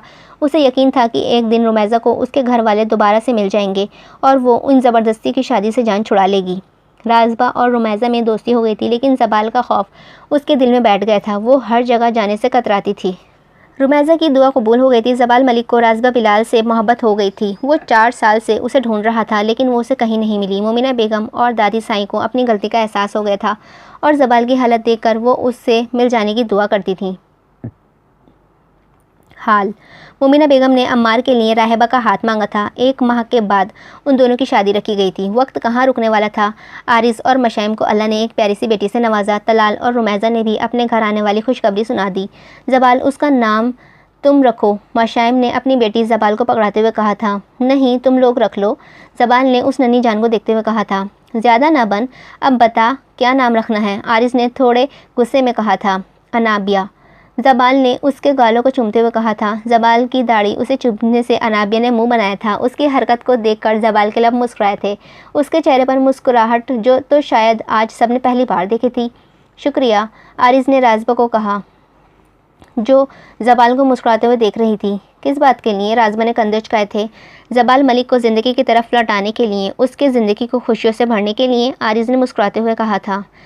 उस 1 माह में राजबा और ज़बाल एक कमरे में तो रहना शुरू हो गए थे, लेकिन उनके दूरियां अभी भी वैसी ही थीं। हाँ, वो ज़बाल को चाहने लगी थी। उसका दिल उसके साथ रहने को तड़ करता था। वो चाह कर भी उसकी नफ़रत नहीं कर पाई थी। अस्सलाम वालेकुम, कैसी हैं खाला बी? आरिज़ ने ज़ुबैदा बेगम को अंदर आते देखकर कहा था। आरिज़, मुझे तुमसे ये उम्मीद नहीं थी कि तुम मुझसे बात ही नहीं करोगे, खाला बी ने खफा होते हुए कहा था। अच्छा ना, सॉरी, आए अपनी पोती से तो मिलने। आरिज़ उनका हाथ थामते अंदर हॉल में लेकर आया था। अस्सलाम वालेकुम खाला बी, मशाइम ने उठते हुए कहा था। वालेकुम अस्सलाम, माशाल्लाह आरिज़, ये तो तुम पर गई है। खाला बी अनाबिया को चूमते हुए बोली थी। ये ले चाय। राजबा चाय का कप लेकर आते हुए बोली थी। अच्छा, ये हमारे घर सरदार की बेगम, खाला बी ने राजबा को देखते मुस्कुराकर कहा था। राजबा ज़बाल को कमरे से निकलते बोला था और सामने ज़ुबैदा बेगम को देखकर रुक गया और राजबा को अंदर आने का कहकर चला गया था। ये ज़बाल कितना बड़ा हो गया है, ज़ुबैदा बेगम ने ज़बाल को ऊपर जाते देखकर सोचा था। ये लें आपकी कॉफ़ी, राजबा रात को कमरे में आते हुए बोली थी। ज़बाल पूरा दिन कमरे में रहा और राजबा का इंतज़ार करता रहा, लेकिन वो आई ही रात को। ज़बाल जो उसके इंतज़ार में सो गया था। राजबा चलती उसके पास आई और उसका पाँव नीचे कालीन में उलझा और वो ज़बाल के सीने पर आ गिरी। राजबा के गिरने की वजह से वो हड़बड़ा कर उठा। रासी, यार क्या हुआ है? ज़बाल ने उठते हुए कहा और राजबा खुद जो ज़बाल को शर्टलेस देखकर उसकी नज़रों में नहीं मिला पा रही थी। वो आपकी कॉफ़ी, राजबा ने नज़र झुकाकर कहा था। यार मैं सो गया हुआ था, अब कॉफ़ी पी लूँ तो पूरी रात जागूंगा। ज़बाल बेड के साथ टेक लगाते हुए बोला था। तो पहले बता देते, मैं बना कर न लाती। राजबा थोड़ी गुस्से में बोली थी। उसके गुस्से को देखकर ज़बाल का कहका गूंज उठा। आप मेरा मजाक उड़ा रहे हैं? राजबा ज़बाल के पास आते हुए बोली थी। मेरी इतनी मजाल? ज़बाल ने राजबा को बेड पर बैठाते हुए मजाक में कहा था। यार रूह, तुम मुझसे शर्मा रही हो? ज़बाल राजबा की झुकी पलकों को देखकर बोला था। नहीं तो मैं क्यों शर्माऊंगी? राजबा ने इधर उधर देखते हुए कहा था। अच्छा फिर मेरी तरफ देखकर बोलो। ज़बाल राजबा का हाथ थामकर बोला था। राजबा जो पहले ही ज़बाल के शर्टलेस होने पर शर्मा रही थी, ज़बाल के हाथ पकड़ने से राजबा का वजूद कांप उठा। ज़बाल प्लीज़, राजबा ने नज़रें उठाकर कहा था। अच्छा यार, अब रोना ना शुरू कर देना। ज़बाल राजबा का हाथ छोड़ते हुए बोला था। ज़बाल एक बात पूछूं? राजबा बेड पर लेटते हुए बोली थी। हाँ बोलो। ज़बाल राजबा की तरफ करवट लेते हुए बोला। आप खाला बी से नहीं मिले? मैं आरिज़ भाई, मिशी अपिया, रिहाबा और अम्मार सब मिले थे उनसे, आप नहीं मिले? राजबा जबाल को देखते हुए बोली, यार मिल तो लिया था, और वैसे भी वो मेरी नहीं आरिस की खाला हैं। जबाल राजबा के चेहरे पर आए बाल को पीछे करते हुए बोला था, क्या मतलब, वो आरिस भाई की खाला हैं? राजबा ने माथे पर बल लाते हुए कहा था, राजबा, बाबा साईं ने 2 शादियाँ की थीं। यूनिवर्सिटी में उनकी आरजू मलिक पसंद आ गई थी और दादा साईं से छुपकर उन्होंने शादी कर ली थी। क्योंकि हमारे ख़ानदान में बाहर की लड़की से शादी नहीं कर सकते, उनकी शादी को 1 साल हुआ था तो आरिस उनकी गोद में आ गया और आरजू मलिक इस दुनिया से चली गई थी। उसके 1 साल में दादा साईं ने बाबा साईं की शादी मोमिना मलिक से करवा दी और वो इस शादी से खुश नहीं थे। आरजू मलिक की वफ़ात पर बाबा साईं आरिस को हवेली लाए, लेकिन दादू और दादी साईं ने आरिस को कबूल करने से मना कर दिया। बाबा साईं आरिस को उसकी खाला के पास छोड़ आए। मेरे पैदा होने के 3 साल बाद भी बाबा साईं का रवैया पहले दिन जैसा ही था। वो उनकी छोटी छोटी बातों पर जलील करते। मैं 3 साल का था जब मैं रोज़ रात अपनी माँ को अपने सामने बेलिबास होते देखता। अम्मा साईं बस लाशों की तरह अब्बा साईं का दिया हर जुल्म बर्दाश्त करती। राजबा 3 साल हर रात मैं ये सब देखता, अम्मा साईं के जिस्म पर अब्बा साईं के दिए निशान, लेकिन हर सुबह उनके चेहरे पर वही मुस्कुराहट होती। मैं पूरी रात अम्मा को देखता और पूरा दिन में खौफ की वजह से कमरे से नहीं निकल पाता। जब मैं 6 साल का था तो अम्मार आया और अम्मार के 1 साल बाद रुमैज़ा ने सबको दोबारा खुशियों से नवाजा था। आरिस को मैंने पहली बार 12 साल की उम्र में देखा था। वो शक्ल में मेरे जैसा ही था, लेकिन आदत काफ़ी मुख्तलिफ थी। मैं आरिस से बहुत नफ़रत करता था। आरिस को सब ने पहली बार तब जाना था जब मैं तुम्हारे जाने के बाद टूट गया था। फिर आरिस ने सबको संभाला। मैंने भी कभी किसी पर हाथ नहीं उठाया था, लेकिन जिस दिन अम्मार ने तुम्हारे लिए बोला, उस दिन मुझे लगा फिर से कोई आरजू मलिक आ गई है तुमसे शादी। वो सब मैंने बदला लेने के लिए किया था। राजबा प्लीज़ मुझे माफ़ कर दो, जबाल नम आँखों से कह रहा था और राजबा उसे सुन रही थी। मैंने आपको माफ़ कर दिया है और जो हुआ है इस सब को भूल जाएं। मैं आपको टूटा हुआ नहीं देख सकती। आप मेरे लिए बहुत ही अहम हैं, मेरी अम्मा को बचाने वाले हैं। प्लीज़ आज के बाद आप पुरानी कोई भी बात नहीं दोहराएंगे, राजबा जबाल के सीने पर सर रखते हुए कह रही थी। राजबा एक बात बताओ, जबाल राजबा के सर में उंगलियां चलाते हुए बोला था, लेकिन उसकी कोई जवाब न देने पर जबाल राजबा के गिर्द हिजार तंग करते हुए सो गया। मिशी, इसे पकड़ लो, बहुत रो रही है, आरिस अनाबिया को रोते देखकर बोला था। जी, आपको किससे मिलना है? अम्मार ने अपने सामने 2 अनजान लोगों को देखकर पूछा था। वो हमें जबाल सर से मिलना है, उरूज और इमरान ने बोला था। अच्छा, मैं बुलाता हूँ। राजबा, वो भैया को बुलाकर लाएं, इन्हें कहिए कोई उरूज मिलने आई है। अम्मार ने किचन से निकलते राजबा को पुकारा था। ये सर की वाइफ हैं क्या? उरूज ने अम्मार उनके कानों में सरगोशी की थी। इमरान के कानों में सरगोशी की थी। मुझे क्या मालूम, इमरान ने कंधे झुकाते कहा था। आप बैठे, आरिस उनके पास आते हुए बोला था। उरूज और इमरान आरिस को देखकर एक दूसरे को देखने लगे। मैं जबाल नहीं हूँ, आरिस उनकी शक्ल को देखते हुए बोला था। जबाल, वो नीचे आपसे कोई मिलने आया है, राजबा ने वॉशरूम से निकलते जबाल को देखकर कहा। कौन आया है? जबाल ने ड्रेसिंग टेबल के सामने खड़े होते हुए पूछा था। वो कोई उरूज नामी लड़की आई है, राजबा ने बाहर निकलते कहा था। उफ रू, तुमने पहले क्यों नहीं बताया? जबाल जल्दी से बाहर आते हुए बोला था। उरूज और इमरान जो अनाबिया को देखकर हंस रहे थे, जबाल को आते देखकर वो अपनी जगहों से खड़े हुए थे। उन दोनों ने पहली मर्तबा जबाल को ट्राउज़र शर्ट में देखा था। गुड मॉर्निंग सर, इमरान ने जबाल को आते देखकर कहा था। जी, क्या खबर है? जबाल ने बैठते हुए कहा था।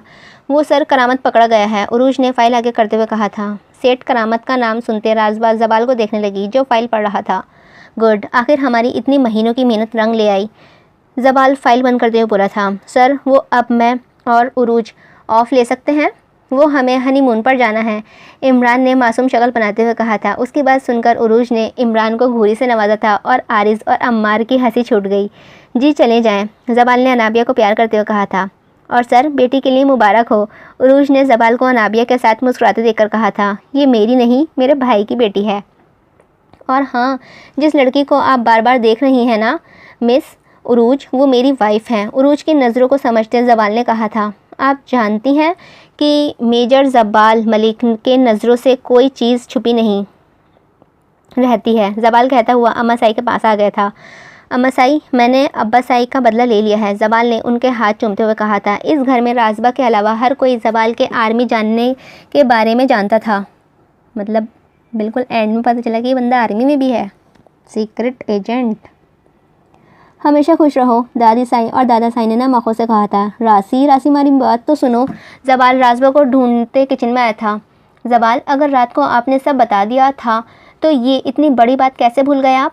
राजबा गुस्से से कहती वहाँ से चली गई थी। यार वैसे जबाल, तुम लोग रात को भी बातें करते हो? आरिस जबाल की हालत देखकर कहका लगाते हुए बोला था। बकवास न कर। जबाल गुस्से से कहता डाइनिंग टेबल की तरफ बढ़ गया। अम्मा साई, मैं अम्मार की शादी से पहले अम्मा की तरफ चली जाऊं? राजबा ने मोमिना बेगम के उठते ही पूछ लिया था। हाँ चली जाओ, वैसे भी कल मेहंदी है, आ जाना। मोमिना बेगम राजबा के सर पर प्यार देती चली गई थी। राजबा, तुमने मुझे अम्मा की तरफ जाने का तो नहीं बताया था? जबाल नाश्ता करने के बाद उससे चाय का कप पकड़ते हुए बोला था। अब बता दिया है ना, राजबा ने लापरवाही से जवाब दिया। यार थोड़े दिनों बाद चली जाना, वैसे भी आज तलाल, रुमैज़ा और छोटी मामा आ रही हैं। जबाल ने इल्तिजा की थी। नहीं, इतने दिन हो गए हैं, मुझे जाना है। राजबा ने अनाबिया का गाल चूमते हुए कहा था। वैसे आज मैंने पहली बार सरदार जबाल मलिक और मेजर जबाल मलिक को इतने बेबस देखा है। अम्मार ने जबाल को छेड़ते हुए कहा था। उसकी बात सुनकर जबाल ने उसे आंखों से छुप रहने का इशारा किया था। अच्छा, राजबा आज शाम को मेहंदी लगाने वाली आई तो तुम आ जाना प्लीज़, क्योंकि यार मैं मेहंदी लगवा लूँगी तो तुम अनाबिया को संभाल लेना। मशाइम ने जबाल की शक्ल पर तरस खाते हुए कहा था। अच्छा ठीक है मिशी अपिया, रिसाबा कहती हुई वहाँ से चली गई थी। पूरी हवेली को खूब सजाया गया था। यार रुमैज़ा, वैसे तुम बहुत ही छुपी रुस्तम निकली। अरीबा और अमल ने रुमैज़ा से शिकवा किया था। यार अब ऐसी भी कोई बात नहीं है, रुमैज़ा ने हंसते हुए कहा। यार रूमी, तुम यहाँ हो, तलाल तुम्हें पूरे घर में ढूंढ रहा है। आरिस उनके पास आते हुए बोला था और अरीबा और अमल के साथ बातें करने लगा। थोड़ी देर में निकाह की रस्म पूरी हुई और रिहाबा जावेद से रिहाबा अम्मार बन गई। ब्यूटिशियन राजबा को तैयार करके बाहर निकली तो जबाल कमरे में दाखिल हुआ था। राजबा, तुम अभी तक तैयार नहीं हुई क्या? निकाह की रस्म हो गई है, अब चलो, मेहंदी की रस्म शुरू होने वाली है। जबाल ने नीचे झुकी राजबा को देखते हुए कहा था। बस हो गया, राजबा चेहरा ऊपर करते हुए बोली थी। लाल और सब्ज़ लॉन्ग फ्रॉक और डार्क मेकअप में वो आज जबाल मलिक को दिल धड़काने में कामयाब हो गई थी। जबाल बिना पलके झपकाए उसे देख रहा था, जो सर पर दुपट्टा ठीक कर रही थी। जबाल चलता हुआ उसके पास आया और उसके हाथों को पकड़ते हुए उसमें गजरे पहनाने लगा था। बहुत प्यारी लग रही हो रूह, जबाल राजबा को देखते हुए बोला था।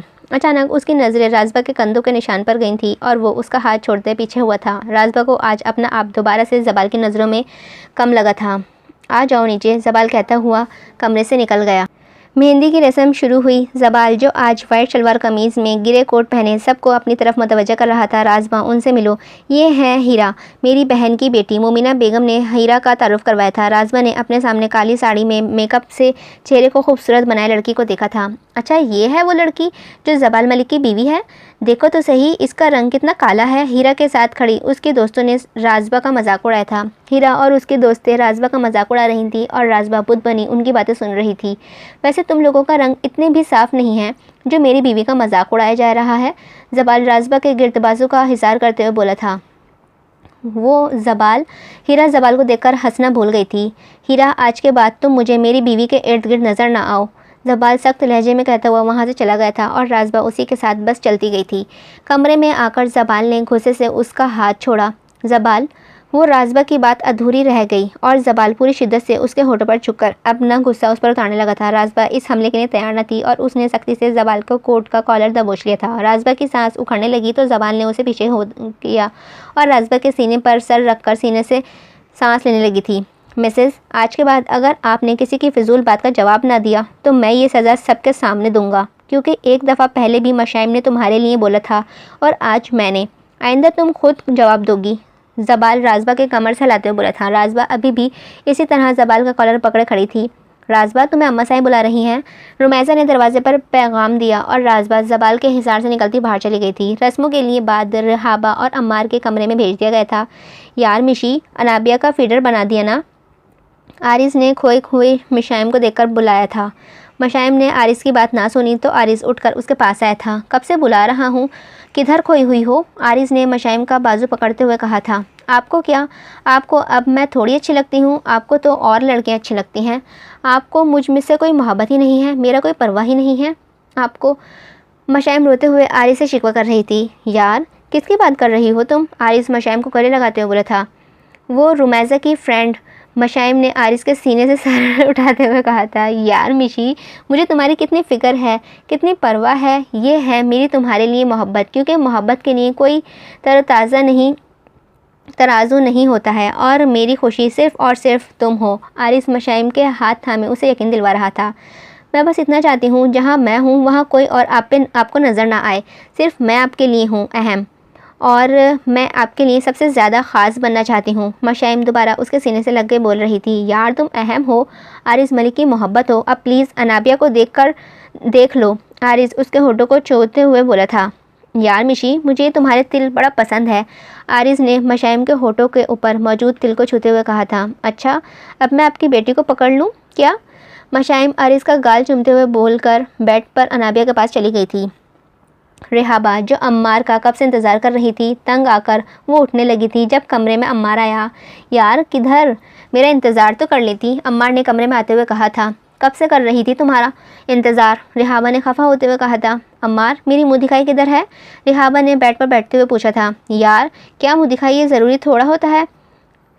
वैसे भी मैंने तुम्हारे थोड़े में माह पहले कांच की चूड़ियाँ दी थीं। अम्मार मज़े से कहता हुआ रेहाबा का चेहरा देख रहा था। तो वो मेरी मुँह दिखाई थी? रेहाबा गुस्से से कहती उठने वाली थी जब अम्मार ने उसके हाथ में सोने की 4 चूड़ियाँ डाल दीं और उसे खींचकर अपनी गोद में बिठा लिया। अब खुश? अम्मार रेहाबा के गाल चूमते हुए बोला था। अम्मार, मुझे जाना है, छोड़ो। रेहाबा शर्म से दोहरी होती बोली थी। यार तुम शर्माते हुए बहुत ही क्यूट लगती हो। अम्मार उसके झुमके उतारते हुए बोला था। मैं उतार लूँगी। अम्मार, रेहाबा उसका हाथ पकड़ते हुए बोली थी। मैं हूँ ना, आप क्यों ज़हमत कर रही हैं? जाने अम्मार उसके होठों पर झुकते हुए बोला था। तलाल, मुझे ना बाहर किसी से कुछ खाने के लिए ला दें। रुमैज़ा कपड़े चेंज करके बोली थी। यार नहीं, बाहर से कुछ नहीं, डॉक्टर ने मना किया है। तलाल नफ़ी में सर हिलाते हुए बोला था। प्लीज़ तलाल। रुमैज़ा उसका हाथ पकड़ते इंतज़ार कर रही थी। यार रूमी, ना किया करो, मुझे तुम्हारी सेहत बहुत अजीज़ है। तलाल उसके गिर्द हिसार लेते हुए बोला था। नहीं, मुझे खाना है पिज़्ज़ा, वो भी स्पाइसी वाला। रुमैज़ा तलाल को हिसार तोड़ते हुए बोली थी। यार कल खा लेना, आज नहीं। तलाल कहते उसके होठों पर झुक गया था और उसकी पूरी रात दोबारा बोलने का मौका नहीं दिया था। जी अमसाई, आपने बुलाया? राजबा कमरे में दाखिल होते हुए बोली थी। हाँ, और राजबा देखो, राजबा मुझे एक हवेली के लिए वारिस चाहिए। आरिस की औलाद मुझे बहुत अजीज़ है, लेकिन मैं ज़बाल की औलाद देखना चाहती हूँ। मैं जानती हूँ ज़बाल तुमसे कतराता है, मैंने सोचा कि मैं हीरा से ज़बाल की दूसरी शादी करवा दूँ। तुम्हारा मुकाम वैसे ही रहेगा, क्योंकि तुमने मेरी बेटे को ज़िंदगी में खुशियाँ लौटाई हैं। तुम्हें कोई मसला तो नहीं है ना? मोमिना बेगम आस भरी आवाज़ में पूरी बात से राजबा को आगाह कर गई थी। नहीं, मुझे कोई मसला नहीं है। राजबा ने आंसू को काबू करते हुए मुश्किल से कहा था और वहाँ से उठकर बाहर आ गई थी। ज़बाल कब से राजबा का इंतज़ार कर रहा था, लेकिन जब वो ना आई तो ज़बाल उसे ढूंढते हुए लॉन में आ गया था, जहाँ राजबा आंसू बहाने में मसरूफ़ थी। रूह, मैं कब से तुम्हारा इंतज़ार कर रहा हूँ और तुम यहाँ हो। ज़बाल राजबा को पीछे से हिसार में लेते हुए बोला था। ज़बाल, मुझे अम्मा की तरफ छोड़ आएँ।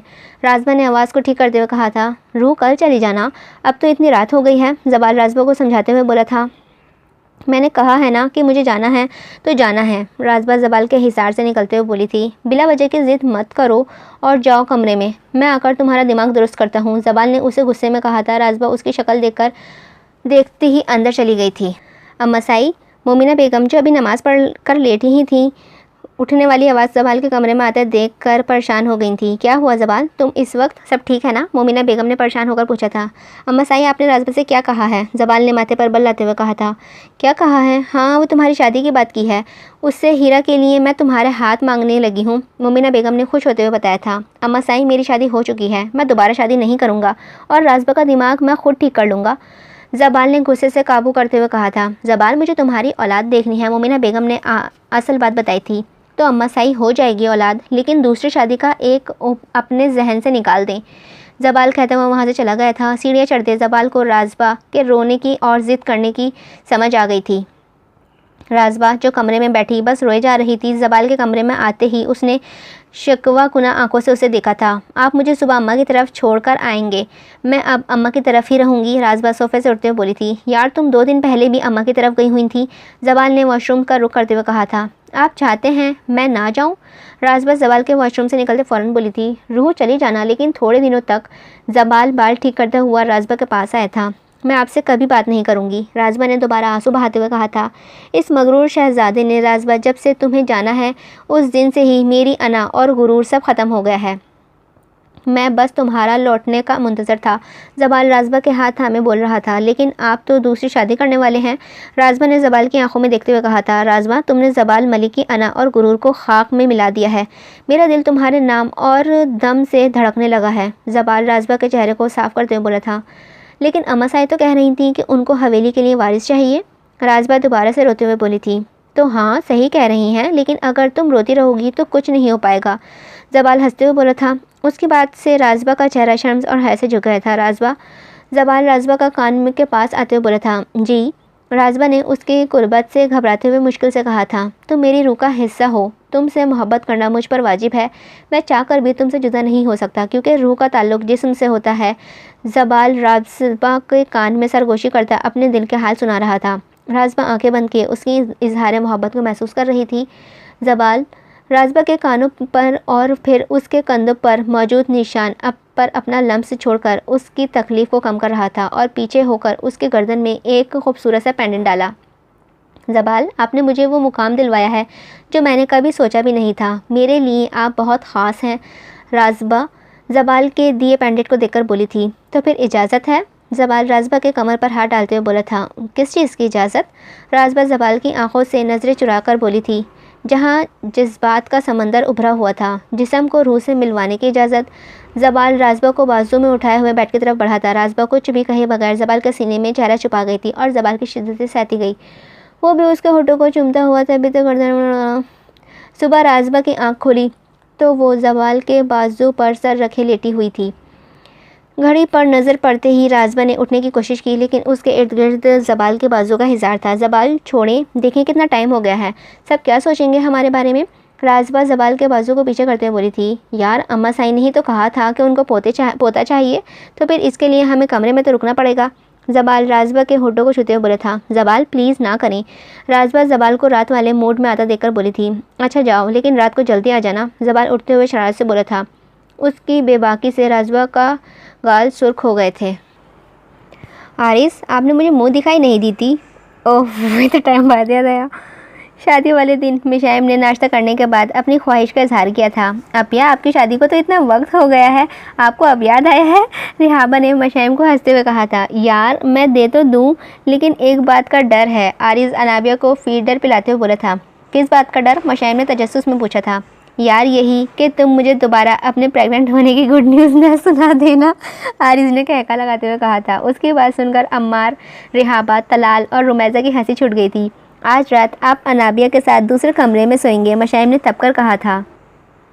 यार सॉरी, क्या हो गया है? मैं अपनी नाजुक सी बीवी को दोबारा मुश्किल में थोड़ी डाल सकता हूँ, आरिज़ मशाइम के हाथ पकड़ते हुए बोला था। वक्त का पत्ता भी नहीं चला और ज़बाल और रासबा का एक बेटा और तलाल और रुमैज़ा को अल्लाह ने एक रहमत से नवाजा। यार रूह, देखो ये इतना ज़्यादा रो रहा है, ज़बाल ने रोते हुए आरिफ को देखकर कहा था।